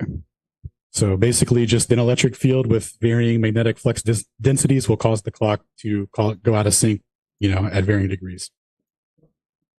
But why on the airplanes are they seeing this? It happens when they're stationary as well. The corrects are corrected in the clocks automatically. So when it gets out of sync, what it does is the two magnetic fields in there that are keeping the cesium atom in its excited state of 12 million oscillations a second, or 12 billion oscillations a second. How many oscillations? Hold on, guys. Look at this face. Maybe he didn't know that Whitsitt gave a fucking profound demonstration of how atomic clocks work with the oscillation of cesium atoms between two electromagnetic fields. He was not prepared for the level of fucking specificity that Alan just responded with, and you can totally see it on his face. He was like, "What? What the fuck? What did he just say?" Like, oh no. It just displaces those ones, and a new one will step in, and then they'll just send in radio wave energy at it to Dude, that is from decaying. He is a straight frowny from face. Its oscillation rate, and they just keep it in that excited state. It happens to varying degrees. There's no explanation for it, or any predictive explanation for it anyway. It's just something that they have to deal with. How do you break that oscillation rate? But that's not what they actually found in the, for example, the amount of 1976 that would take up with the amount of oscillations that are happening. Dude, Did they've essentially not have that in billions. Dude, like when Whitsitt did it, they essentially, if I remember loosely, they essentially harnessed the natural oscillation rate of that of that atom and that material, and they went, look, it keeps itself balanced, and they go, no, it changes itself so frequently to adapt that it might as well always be. It's actually that it's so profoundly inaccurate, right? That's the determination for it, and that's how it really works. So when people go around saying that thing claims relativity, and the clock based on that oscillation rate of a proposed oscillation rate between the magnetic fields of this known rate and how it's manipulated, that proves relativity? No, absolutely not. And he responded with the proper oscillation rate, which I fucking forgot, of course. And that was he's like, dude, I'd like to look that up real quick. What the hell? Well, I was just responding to your question. If I can get into my presentation, I can answer all your questions about the clock with that. But it's tied up in my full presentation. Okay. So all right, that's fine. Yeah. I was sorry. I was just on that specific. Dude, he was happy for that out. You had him on the ropes, bro. Like, how would you do it? He's like, okay, I'm out. So I was just showing you that.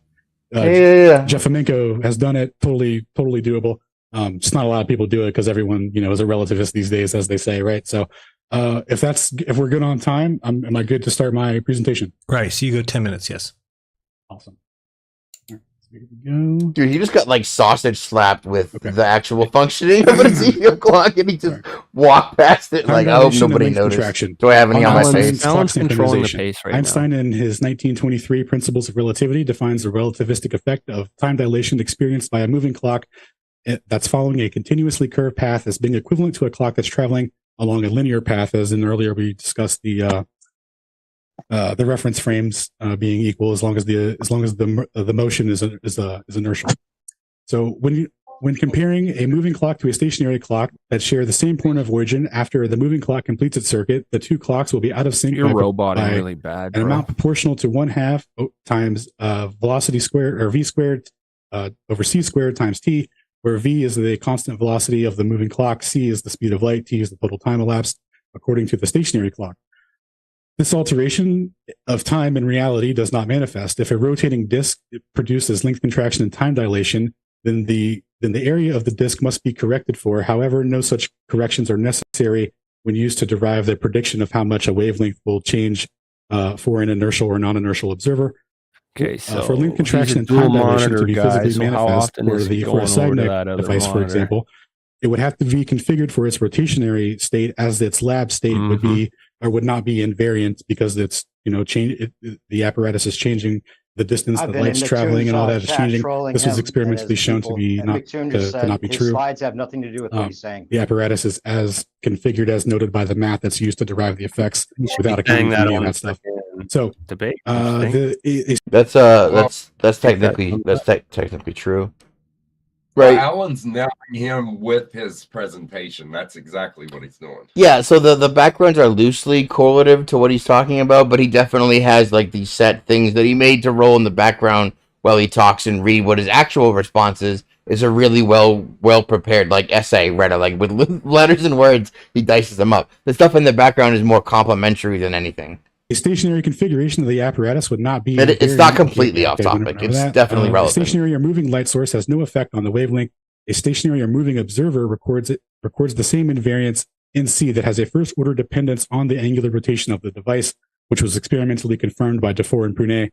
Note that an atomic clock synchronization only accounts for the Sagnac effect. Quote from Marmont, 2000, the GPS and the constant speed of light. So he goes over the equation used for how they synchronize these clocks, as we were talking about earlier.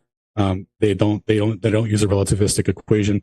It's similar to the how Wang's equation was written out from the earlier slides. Another attempt to measure the specific effects of time dilation was the around the world atomic clocks experiment conducted by Heffel and Keating.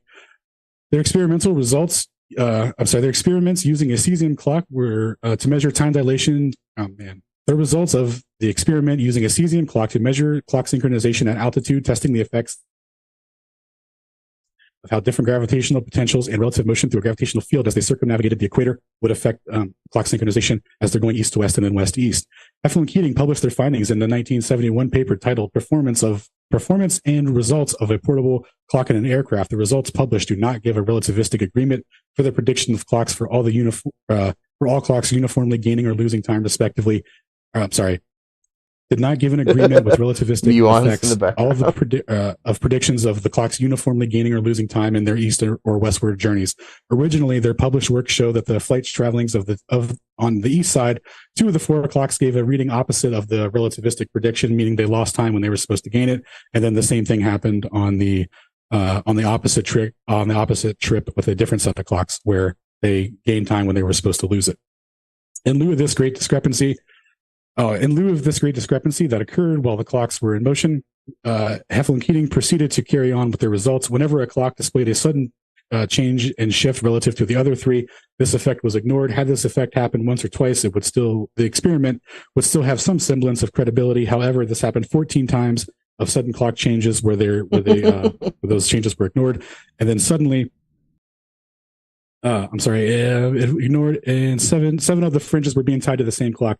Republishing their corrected data in 1972 under the paper titled "Around the World Atomic Clocks Predicted Relativistic Time Games," the aforementioned selective time corrections, in addition with supplemental corrections of the newly published data, reflects the changes showing relativistic predictions.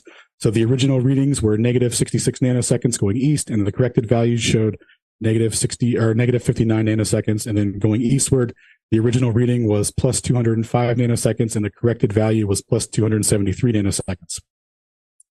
And they didn't even publish the supplement corrections and stuff that they did to make it all in alignment. They just did that and then showed their results, and were like, hey, it all matches. It should be noted that all atomic clocks desynchronize at varying rates, stationary or in motion. This experiment testifies to that. And in fact, the entire functionality of the atomic clock utilizes 2 counter-rotating magnetic fields and microwaves to maintain an expected oscillation rate for the cesium. Nice. All magnetic waves are subject to electromagnetic retardation, and none of the retardation requires so-called relativistic effects. And then on muon decay, wow. So he just went over the specific rate of the oscillation rate of cesium, which is how they say built on atomic clocks. Which again, I think Witsit came and did this wonderful presentation on it, but Alan probably did some truncation of the details to get into a nice digestible chunk like that.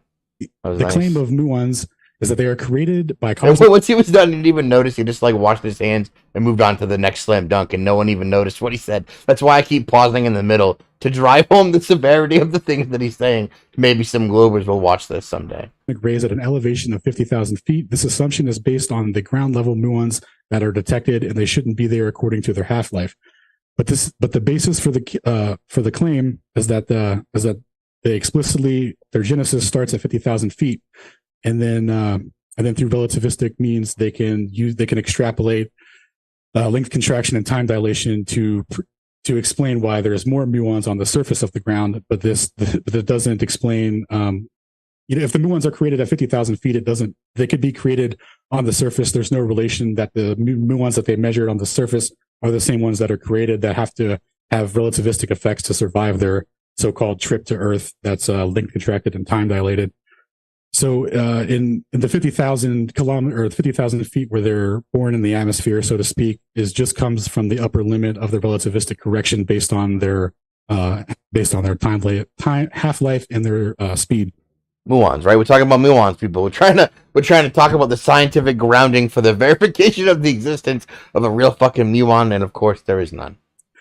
So let's see, within the relativistic paradigm of using length contraction and time dilation, the maximum distance relativity can achieve for the 2.2 microsecond half-life is 50,000 feet. The verification rests on the correctness of the genesis of the muon in the atmosphere, which gives the relativists their conditions to calculate. So, question preface. The Einsteinian clock paradox of clock A completing a circuit, returning to a stationary clock B, only to find that in the instance that it is returning, that both clocks are younger than each other, has never been physically manifested in atomic clocks, and it cannot be said on whether a muon is created at sea level or at altitude. Preface 3, question, I worded that backwards. Question. How can clock desynchronization be contributed to relativistic effects when no relativistic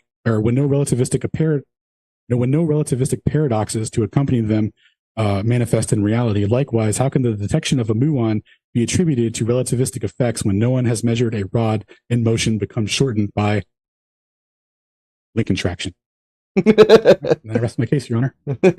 So, how does the existence of muons provide a case for length contraction as the causal mechanism for the measurement of the thing that you said doesn't exist? Yeah, I rest my case, Your Honor. Indeed. Okay. The I don't know what you're talking about when you say they've not physically manifested in atomic clocks. I cited Carol Alley's measurement as well.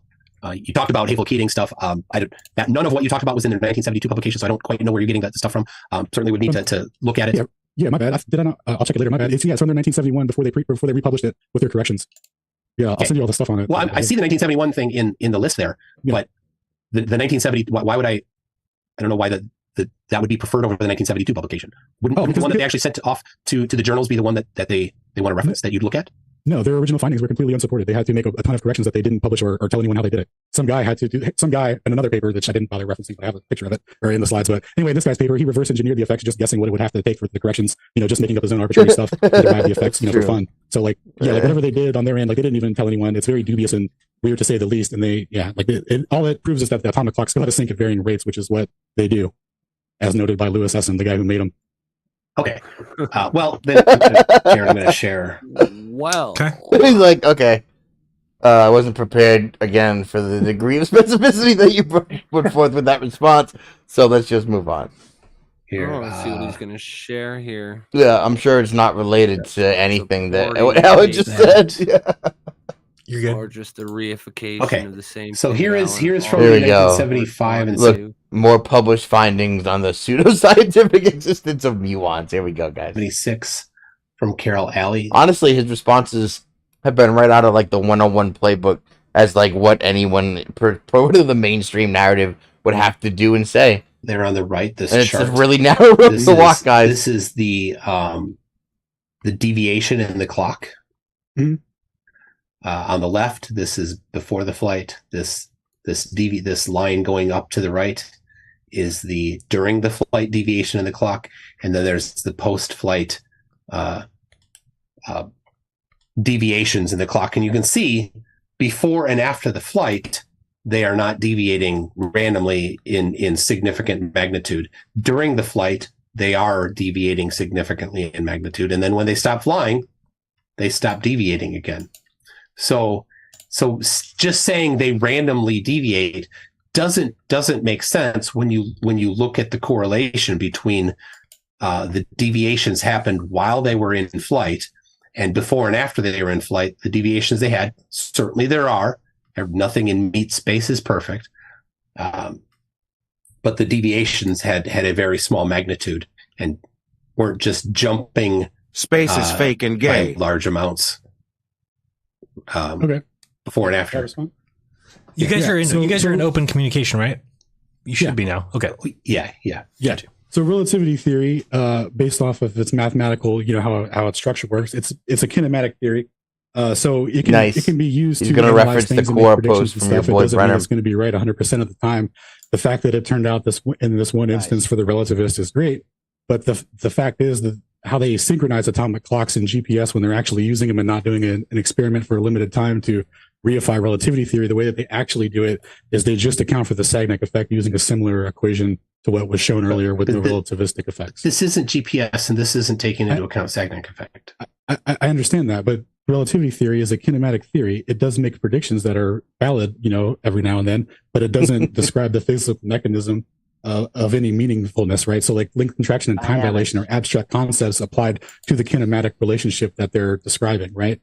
So when you have a prediction that matches it, you're like, oh, cool, no way, it works out. When you try and plot that dynamically and see how it works, not even close. It never works. There you go. They can't do it. I know Kinematics versus dynamics. The people that have tried and they can't do it. So when they try to plot this time dilation, when they try and make from dynamic 1975, 1976, Carroll Alley, when they try to make dynamic predictions based off of kinematic solutions from relativity in regards to clock synchronization, length contraction, and stuff like that, it doesn't work out because the effects are not actually real, and it doesn't it makes predictions sometimes, like in this isolated incident. Okay, so you're saying this prediction is and the matching with reality is wrong then? No, I'm saying that it does match up with that. Purposely misrepresenting again. It's the only tactic again. Isolated incident. That's all it is. People are confused and think that the hypothetical reference frames using are his real reference frames that belt verify right a now. reality in which the kinematic that's a system McTool of number length 3 compression and time dilation is the misdirect. mechanism, which is never physically manifest to It's like half straw man. It's like you purposely misrepresent their understanding. We've got the. It doesn't even matter how you do it. It just matters that you get it off the topic of what you're currently The theory makes a talking prediction. We test it in reality, and it matches. Indeed. Right. So we have this confirmation here. It's one of many. There we go. Isolated incident. Right. That's good enough for you, McToon. I'll stop sharing that. You need to go over the kinematic equivalence with a dynamic system because you can predict kinematic nonsense and extrapolate all day, but you can't match the dynamics. So muons could be created in the upper atmosphere, even though. Come on, muons. Okay, good. Didn't clarify. I said that they could be created at the or closer to the surface or anywhere really. And that there's no evidence that the muon created at the altitude that they say needed for relativistic effects to take effect. There's no, you can't verify that that's the same muon. So it's just kind of a calculative assumption and all that. So yeah, well, so lots of assumptions. Neither of the two things that I cited specifically relied on the elevation of the muons being at any particular elevation. Just that there's a variation. At different elevations, and the time that a muon lives, 2.2 microseconds on average, versus the time that it must take to travel from that elevation down to the ground is too far. Right. Exactly. It takes longer than 2.2 microseconds. So there's no way to have a. Oh, okay, got you. Okay, yeah. So you could probably plot that against the sun, and it would show the same thing, similar to stellar parallax. Like that would be my default answer for that. But again, I have no basis for that. That's just assuming it. Speed of light, Jupiter, and all that. Yeah. So just off the top of my head, I saw a paper by a guy named Stephen Griff, who is he's an ether guy, and he does his own calculations using his own ether framework model and select transformations to facilitate all the same things with an ether framework and the variance of the speed of light. Like that's what you're talking about, right? The detection of the speed of light, so to speak. That's what Romer did using Jupiter's moons. Well, some people attribute Romer to being the first to measure the speed of light, but the thing that I'm mostly concerned about is that Io, Jupiter's moon Io, gets eclipsed by the Jupiter's shadow. And some parts of the year you can see it become eclipsed, and some parts of the year you can see it exit the eclipsing. And they had very precise measurements of when that should happen. And Romer discovered that there was a 10 to 11, somewhere between 10 and 12 minute difference from when we are at one part of the year to when we're at a different part of the year. And of course, that's the difference of the diameter of Earth's orbit of the sun. Jesus Christ. Took so long to say it, I forgot what you were saying. Sorry, did you restate that? Yeah, it's like, dude, I don't know. I stopped listening, dude. He did the same thing I did. I was like, fuck, I wasn't paying attention. What do you want? Discrepancy in when the shadow or when the moon gets eclipsed, when we are closest to Jupiter versus when we're farthest from Jupiter in our orbit around the sun. And that diameter there, it's so boring exactly to listen closest to. and exactly farthest because He just goes on so many fucking self tangents. The sun. Right. Just say the fucking between thing. 10 and 12 minute difference from when ask the question, we're close to Jupiter motherfucker. versus when we're far from Jupiter when the moon gets eclipsed. God damn it. Yeah, dude, he I'm still not doesn't super get familiar it. with that one. As far as I remember, from Romer was that he predicted. He closely predicted the speed of light based on that. Yeah, I don't have any idea on this one. I can't help you. Well, you can output the speed of light from that, but he didn't have actual strong. At the time, they didn't have as good of distance measurements of the radius of the Earth's orbit. So it was more of a ratio. They have no measurements of that. Okay, got you. Okay, yeah. So you could probably plot that against the sun, and it would show the same thing, similar to stellar parallax. Like that would be my default answer for that. But again, I have no basis for that. That's just assuming it based on how it works with literally everything else that you could model it. So I assume there would be some relationship with that. But again, no idea. All right. Well, apologies to Romer for mispronouncing his name. Yeah. Romer will be okay. All right. Time up there. So dude, how many more parts do we have? Move on here. This is already rocking 2 hours. If you've got that's it. That was it. Yeah. I thought you guys were going to ask questions after. So the questions were all asked inside there. Yeah. Yeah. So we used our big ones for something like the Romer, for example, where I wasn't familiar with it and didn't really have anything to contribute to it. We focused our big questions. We sent them ahead of time so we would have a jumping off point to get into the discussion. That was a big part of that, just to have it focused on that. So, yeah, it was pretty well prepared. Yeah, dude, I love this debate, actually. Yeah, I think it was very enjoyable. It's way over. Yeah, we'd love to hear some people in chat or comments. Just let me know what you thought of their format. If you thought it was great, too long, the 10-minute sections, or if you think that's enough time, or if they need more. Just bring out what did you guys think? You think that's about right, Mike? Because we he did. can't straw man in this. You like that 10-minute? We did bring out the guns. Who didn't recognize the? I tried to call out the guns as they were being used and deployed, and in real time. Yeah. He just can't have his flippant attitude that he usually has and just try to insult stupid flurf guy. Yeah. But he got shut up and that smirk got wiped off his face with some of the answers that Alan provided, which is pretty funny. I mean, obviously his chat wouldn't pick up on that, and they didn't have me pointing it out to them. Somewhere between 5 and 10 minutes in a debate structure like this, right? It's not a lecture. You can't get it into that. But I think that's a good amount of time. Much less than that, and you just don't give a topic its due.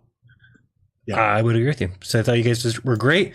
What do we got next week? We have. I We're going to have Jeffrey forgot Daughtry Jaron was even against here. Dustin Nemos. I'm pretty sure Another, if this dips, then Alan's is just the going to Bible, pop in here and we can do an actual post-mortem. trustworthy, and to is be Jesus advantageous. a real character? So that'll be next Tuesday at 6 p.m. Pacific.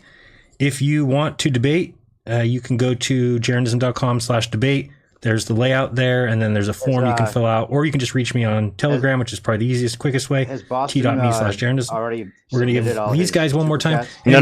I only came up with one. It's wide open. Argument tonight, maybe not. If they did, and you thought that they were.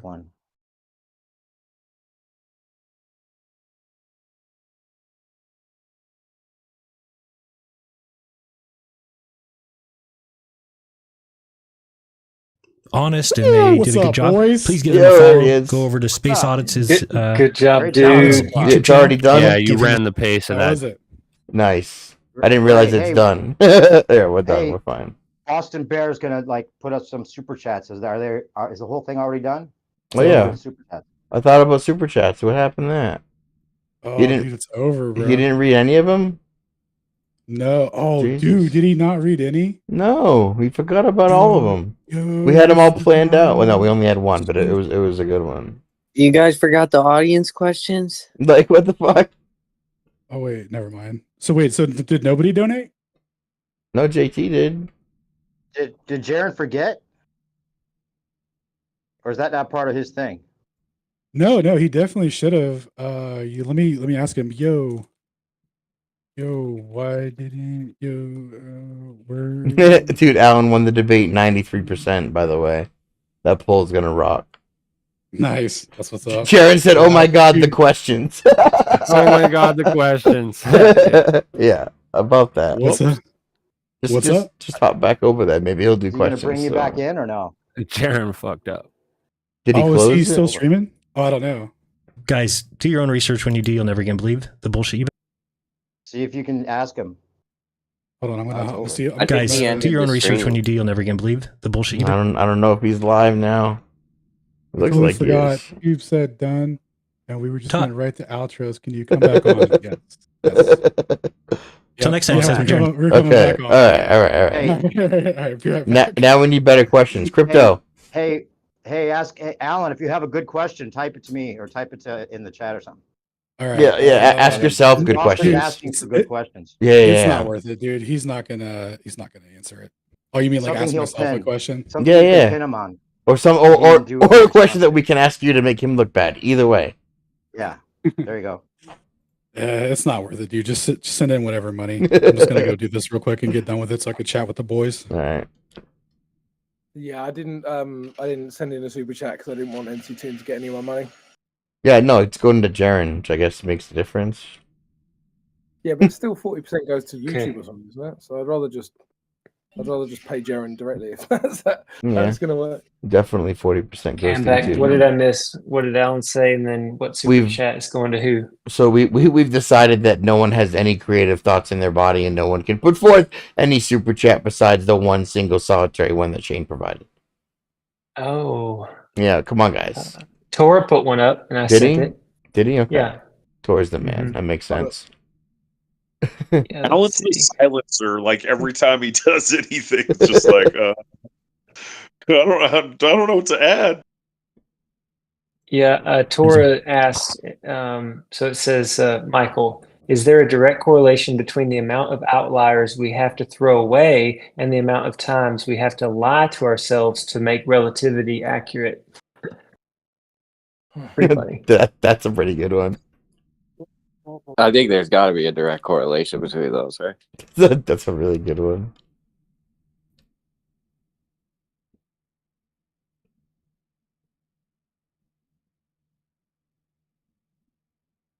Oh, we're just sending gotchas.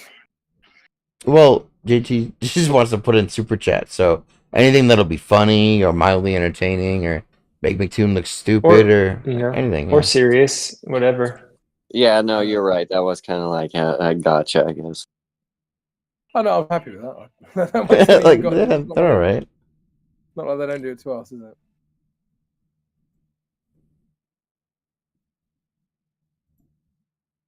Maybe I should check in with McToon. He's probably reading his own super chats, though. Right. Well, if you take the celestial sphere and you No. and the globe, and you bring them both, If you just imagine. If you just think really hard, if you wish for it. Dude, that's so funny. Jaren asked me to go to his stream, Toon stream, and let him know to check Facebook so that he could, come back on for the donos. And I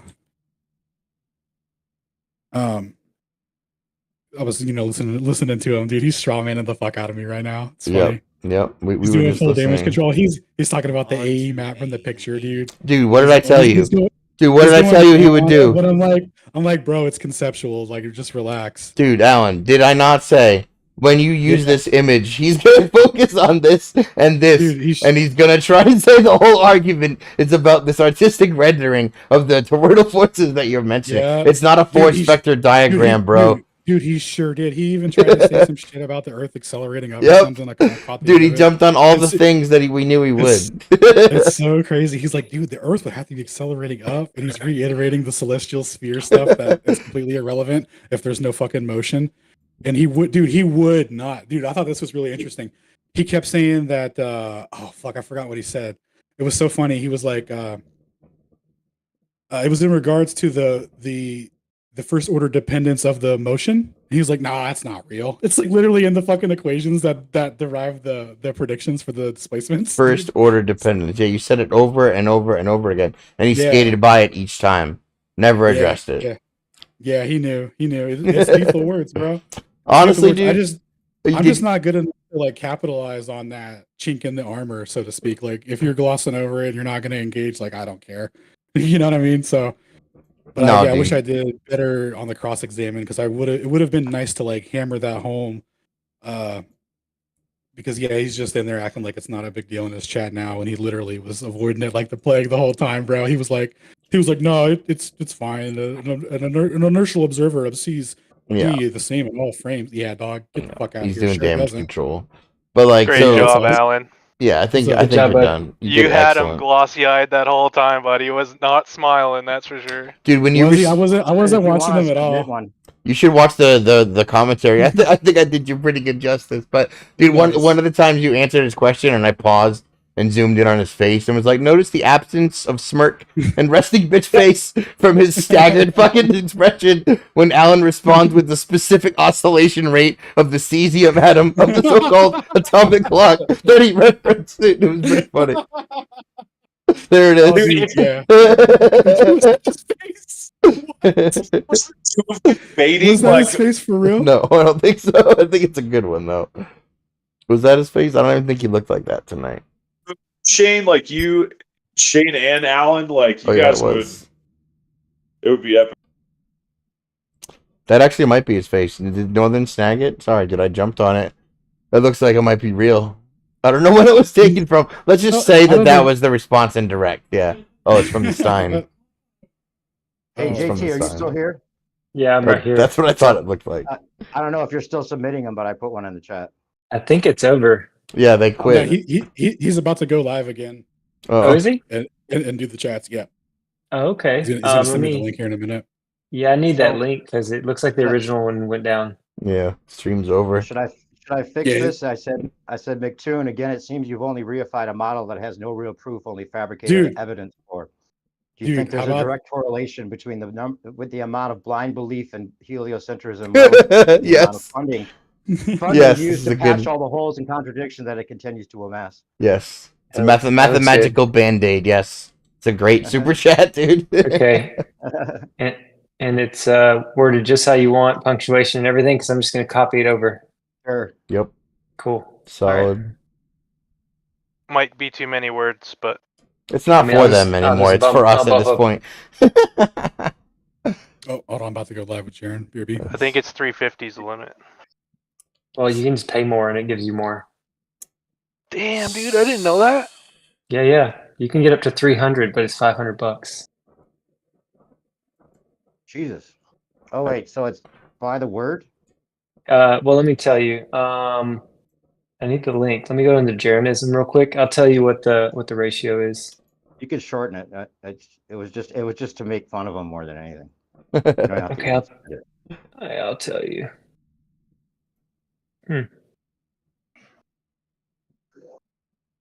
Is that it? 6 minutes ago. Dude, McToon is definitely doing damage control. He's always talking. He's like, it's okay, guys. It's okay. It's okay. No, nothing that he said will hurt you. No. Everything is fine. Everything's fine. Daddy's here.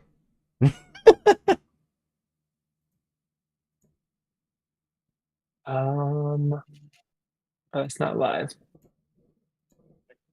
Hold on.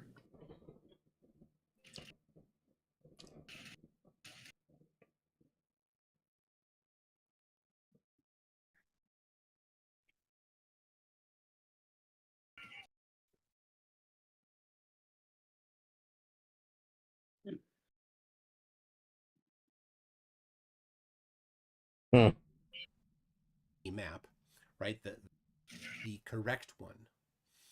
Still talking about the fucking map. Done, so the pilot is like pulling Jesus. up, but that one device is saying, I'm going up already. I'm not going to let you go up. So they're pulling back, and it won't do it because it was reading the wrong data and it went down. Something like that.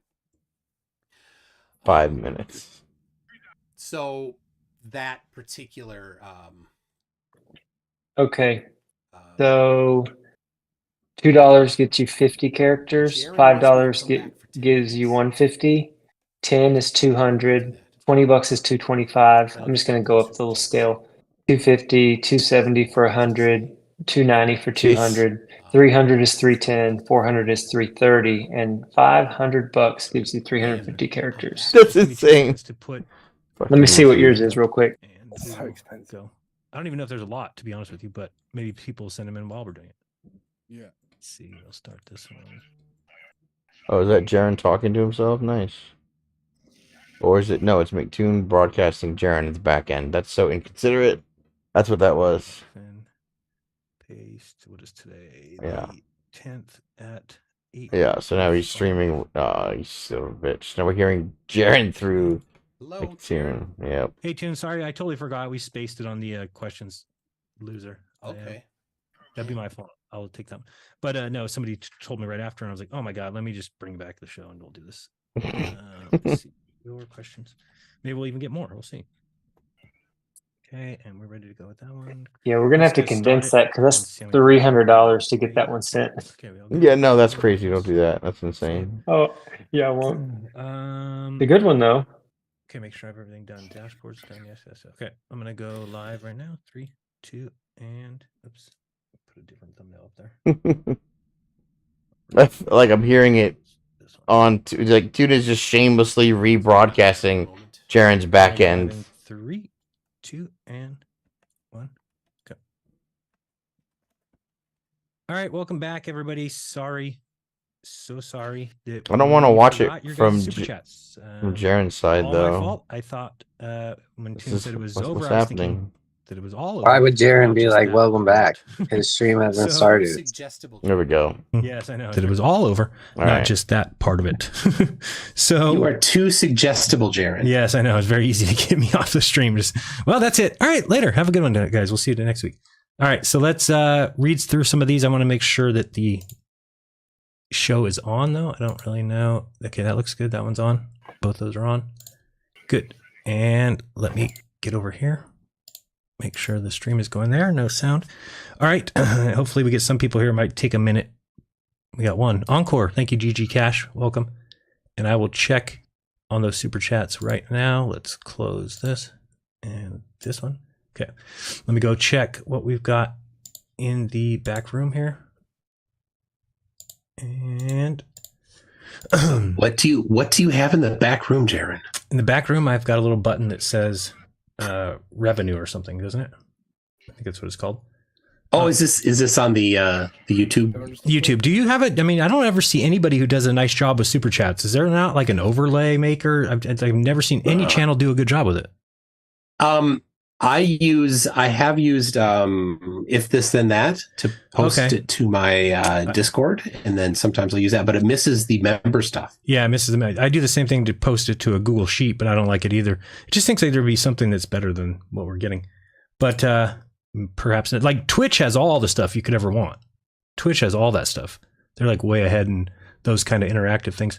All right, let's go to supers. And then, I don't know if you used to know, there used to be a URL you'd be able to put in, and then you just put the watch code after it, and it would be just a page of super chats and members stuff only, and then they did away with it for some strange reason.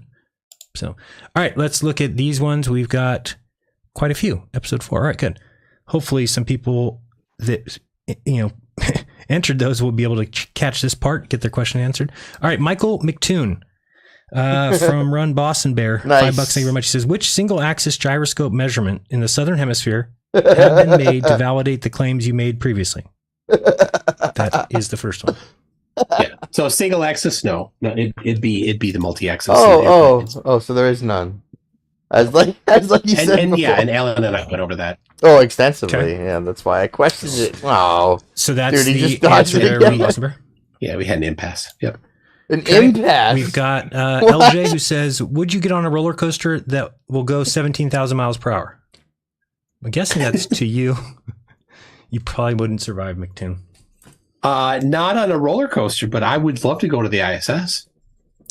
All right, except for the smell. Apparently it stinks. I don't know. That'd be tough. Yeah, no, they're in like some basement for a long time, so I think a pool, I think, right? Run Boston Bear $10. Michael, is there a direct correlation between the amount of outliers we have to throw away and the amount of times we have to lie to ourselves to make relativity accurate? That's such a good question, dude. No, just there's a few outliers compared to a large amount of non-outliers. I'll stick with the non-outliers. But do definitely look at the outliers. I'm not saying that outliers are the things to ignore, but they're not the things to take as the rule. Okay, let's go to the next one. And I just started on Rockfin like a loser.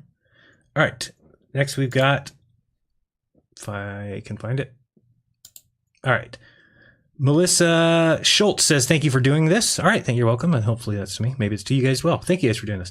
We've got Nominal who says, Melissa Schultz, thank you for thanking them for doing this. Keep that trend going. Anybody else want to add to that little train? Demonstride says, Flat Earth is dead. Come prove us wrong at the Medicinal Mass Media Discord. No. Stop by and have a conversation. Boo. Thank you, Demonstride. Demonstride. Try to not say demon as much as I can. But I think it is Demon. Is it Demon? Oh, yeah, he specifically goes by Demon Street. Demon Street. Alan's just fucking with him. Demon Street. Yeah, that's him. Yeah. So Flat Earth is dead. Come prove us wrong at the Medicinal Mass Media Discord server. All right. Not a big Discord fan, but I do have it, so maybe I need to go over there. Don't go We've there. got another one from him. He says, if y'all have any evidence of non-curve instead of nuh-uh, I'd live to hear it, or I'd love to hear it at Medicinal Mass Media Discord server. So we have to have evidence of non-curve. Okay. So if we just say that, measured zero, I guess is. He's. Go ahead, Al. There, Demonstrate. No, I was just telling Demonstrate to he's up there. It's promotional with the servers. Gotcha. Mispronounce it every time, Alan. Is there? Hopefully I can still find that. Didn't even think about that either. Hopefully it's still there. I'll check. If you want to ask a question, you have time right now before we head out, but let me see if we can find. Hopefully it's still there. It should be there. Let's go. This is the first one. Let's see if they're still there. Yes, good. They are. All right, let's go. We had a couple tips. Let's check them out. We've got Chris Lenwell, $20 says there's no argument or debate. We're not moving through so-called outer space. These debates are crazy stupid on the part of those like MC Toon. It's so stupid to conclude that the Earth moves through so-called space. It's really that simple. No. Toon, you have a comment on that? Well, Dayton Miller disagrees. Right, Alan? What's that? All right, now I gotta listen. Dayton Miller disagrees. Does he though? Yeah, we need to listen. Dayton Miller disagrees. We're not moving through so-called outer space. These debates are crazy stupid on the part of those like MC Toon. It's so stupid to conclude that the Earth moves through so-called space. It's really Look that at the simple. Smugness on his face. Toon, you have a comment on that? The question, here it the comes. question is like, you're stupid for concluding these astronomical things. Well, Dayton Miller disagrees. Oh. Right, Alan? Oh, yeah. What's that? Dave Miller disagrees. Oh yeah. That's like a your mom. Sorry, I was tuned out. I wasn't paying So Dayton attention. Miller thinks we're moving through space. Your mom. Yeah. Oh yeah. Dayton Miller thinks we're moving through space. Yeah, his interpretation of it. Yeah, because when you look at the fringe or how they were interpreting the scale of the fringes, that was proposed by Michelson with their 1887 experiment, which they made up. They all interpreted their the fringe as like within this like 5 kilometers, 8 kilometers, reading per the fringes. But when they you look at a stationary device as shown with Michelson-Gale-Pearson and what they did with before and Pruner with the stationary lab frame showing the translational motion, it would be the same on a plane it would be the same effect. Gotcha. And Tune on the I know Brenda was confused on this one as well, but she assumes when they say it's a null result to mean that they found no fringe shift. But that's not what they mean by null result, right? The null result is just not what they were looking for. It did not match the hypothesis, but also the fringe shift that they measured was very, very small compared to what they were expecting. Oh yeah. So again, they were looking for 30, right, for the Earth's orbital velocity, and they got like 8. They were like, close enough. It's definitely heliocentric supporting. And it's like, no, they backwards engineered how to get their null result, meaning not what they wanted to get, did not prove Earth's orbital velocity, but they still wanted to backwards engineer this null result into supporting their model, and everyone knows how they did that, right? That's what he said. And it just so happened that the 8 would match the ether. It wasn't 140 technically 0, right? It wasn't technically 0, but in meat space, nothing is perfect. So actually, if you were to measure a true 0 with a high precision instrument, people would typically say something must be wrong. Yeah, like plus or minus what? That's what the engineers will say. Yeah, there's a margin of error in every measurement.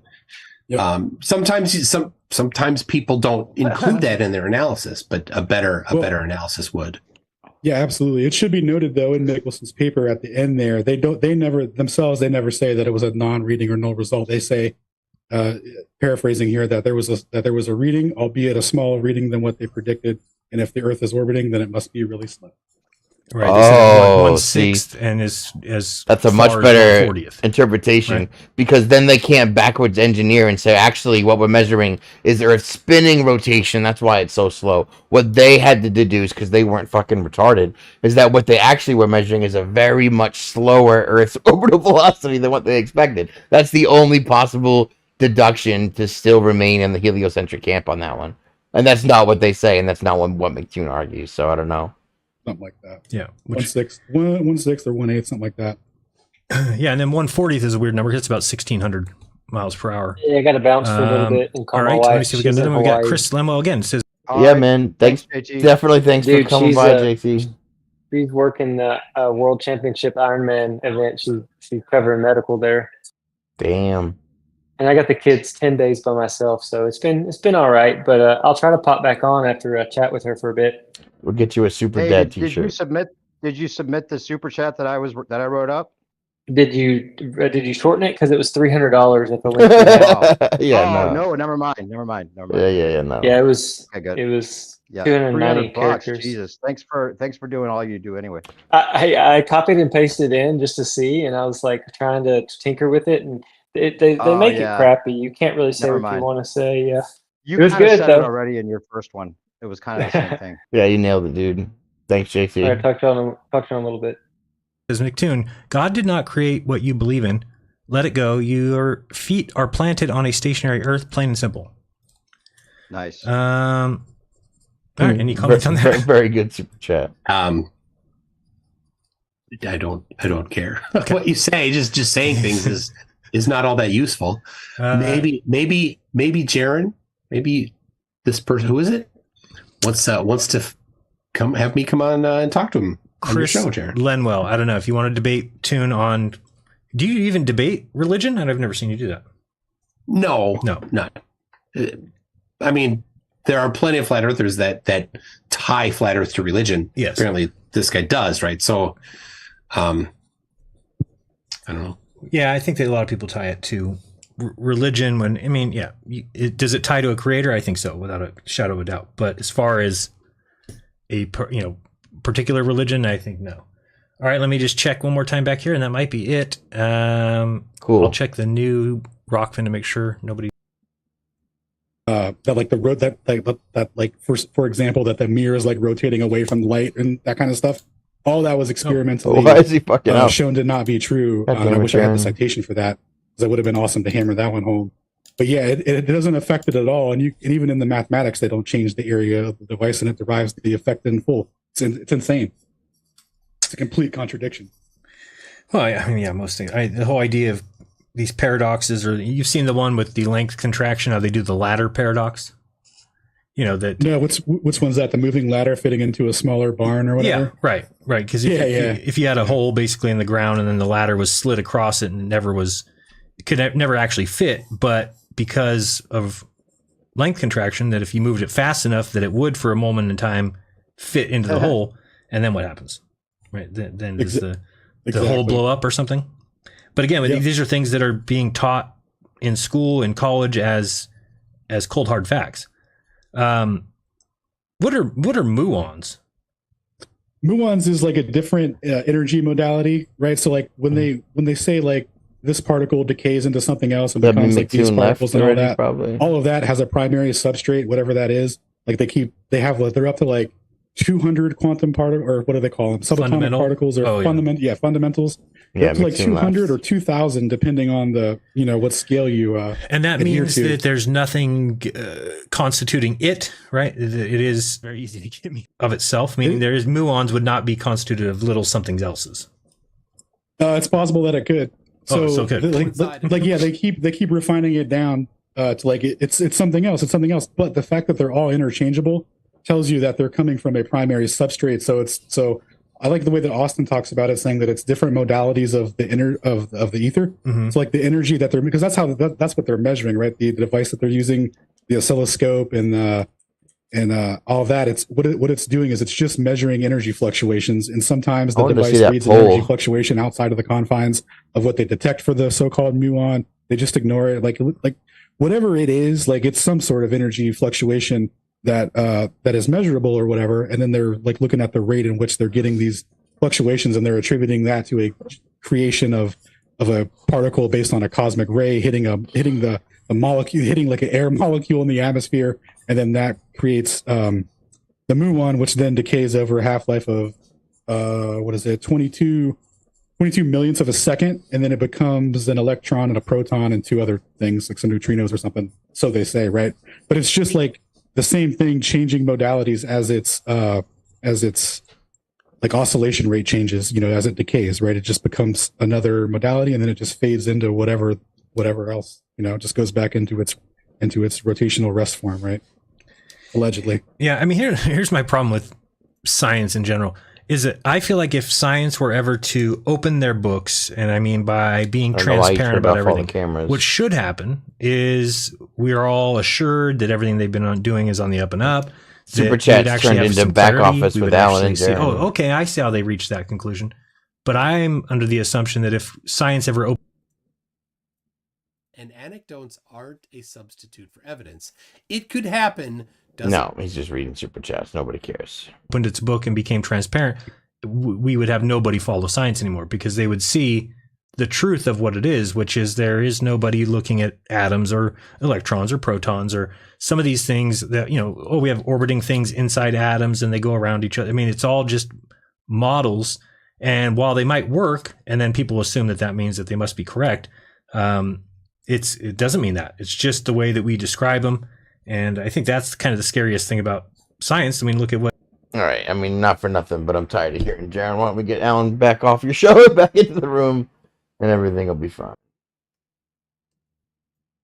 You're just going to chat with him for a minute, probably. It's kind of cool, though, that they got to, just chat about how fallacious the whole topic is to begin with. Yeah. Yeah. Dude, I thought that was a really, really good debate. I like the structure because, even though he didn't address any of the things that Alan said in the interim, he had to go through and address the main points that they had previously, and he did such a poor job that anyone watching, I think, would pick it up. I mean, anyone watching objectively and not watching through the filtered lens of like on his channel when he probably like double tapped out and had to like explain things and do the exposition. And okay, well, this is why they were wrong, or whatever he did. Yeah. Yeah, lashing. That's a good way to put it, I think. Here's a screenshot of what Mittoon's face looks like right now. After his lashing.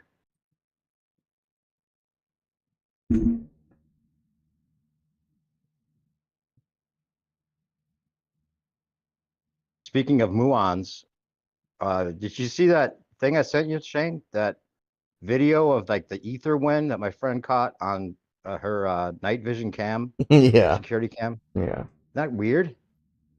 I mean, maybe. I mean, I don't know. I mean, unless I know it's not fake, but what is it? What could explain that? It Right? just looks like interference, man. Interference. Okay. Yeah. Like something's fucked up. Wait, with the camera? Yeah. Did you watch the whole thing? Yeah. Because it changes direction and swarms and shit. Yeah. And she moves the camera at the end. What's up? Yo, nice, Alan. So that was an absolute slaughter, bro. Nice. That was a Witsit move. I have the papers. Yeah, dude. The one time I referenced one paper that I don't have. Sorry. I have a whole fucking collage of 200 fucking papers that I reference regularly. The one paper that I don't have before I started organizing it. Sorry, bro. Sorry. Anyway, yeah, that was awesome, bro. Good job. Yeah, man.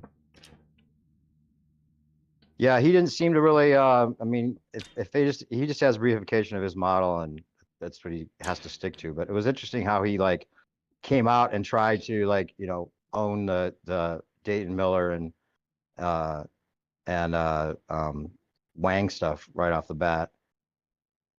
He tried to like acknowledge the ether wind. Did he ever end up like explaining that he said they did measure the ether wind? Dude, he started off by quoting Dayton Miller. That threw me off a little bit. Yeah, that was awesome. I was like, okay. Yeah, dude, I was like, but then he was like, all right, so what I predicted what he's gonna do now is to adopt the mainstream perspective of trying to critique and belittle the control experiments that Dayton Miller did. I was giving like back talk. I'm like, oh yeah, he's trying to discredit the 5,200,000 different experiments that Dayton Miller purported throughout his life that conformed to these measurements. And he was like, oh, okay. It's like, yeah, and then now he's gonna say temperature, and he's like, oh, and the temperature. Like, oh, okay, all right. Dude, did you? I bet he had a bunch of Shanklin shit, and when I ran through the Shanklin narrative of the statistical analysis and how it was cherry picked, He just disregarded it, yeah. Because he's a Shanklin lad. Oh yeah, well he would have to be. That's the mainstream. Yeah. Like, dude, like some of the stuff that you said. Yeah. People just don't get. They didn't get it. Like the Globers aren't going to get it. So as you said stuff, I'd like stop and be like, okay, what Alan is saying here is like this is what. Dude, that's awesome. This is why it's important. This is why it's relevant. This is why he's bringing it up. Here's what he's refuting. And then a couple of times I was like, here's how McToon's gonna not answer it. And it was like, oh, spot on. Dude, that's epic. That's all on video? Yeah, man. It's on your channel. I should probably stop streaming soon.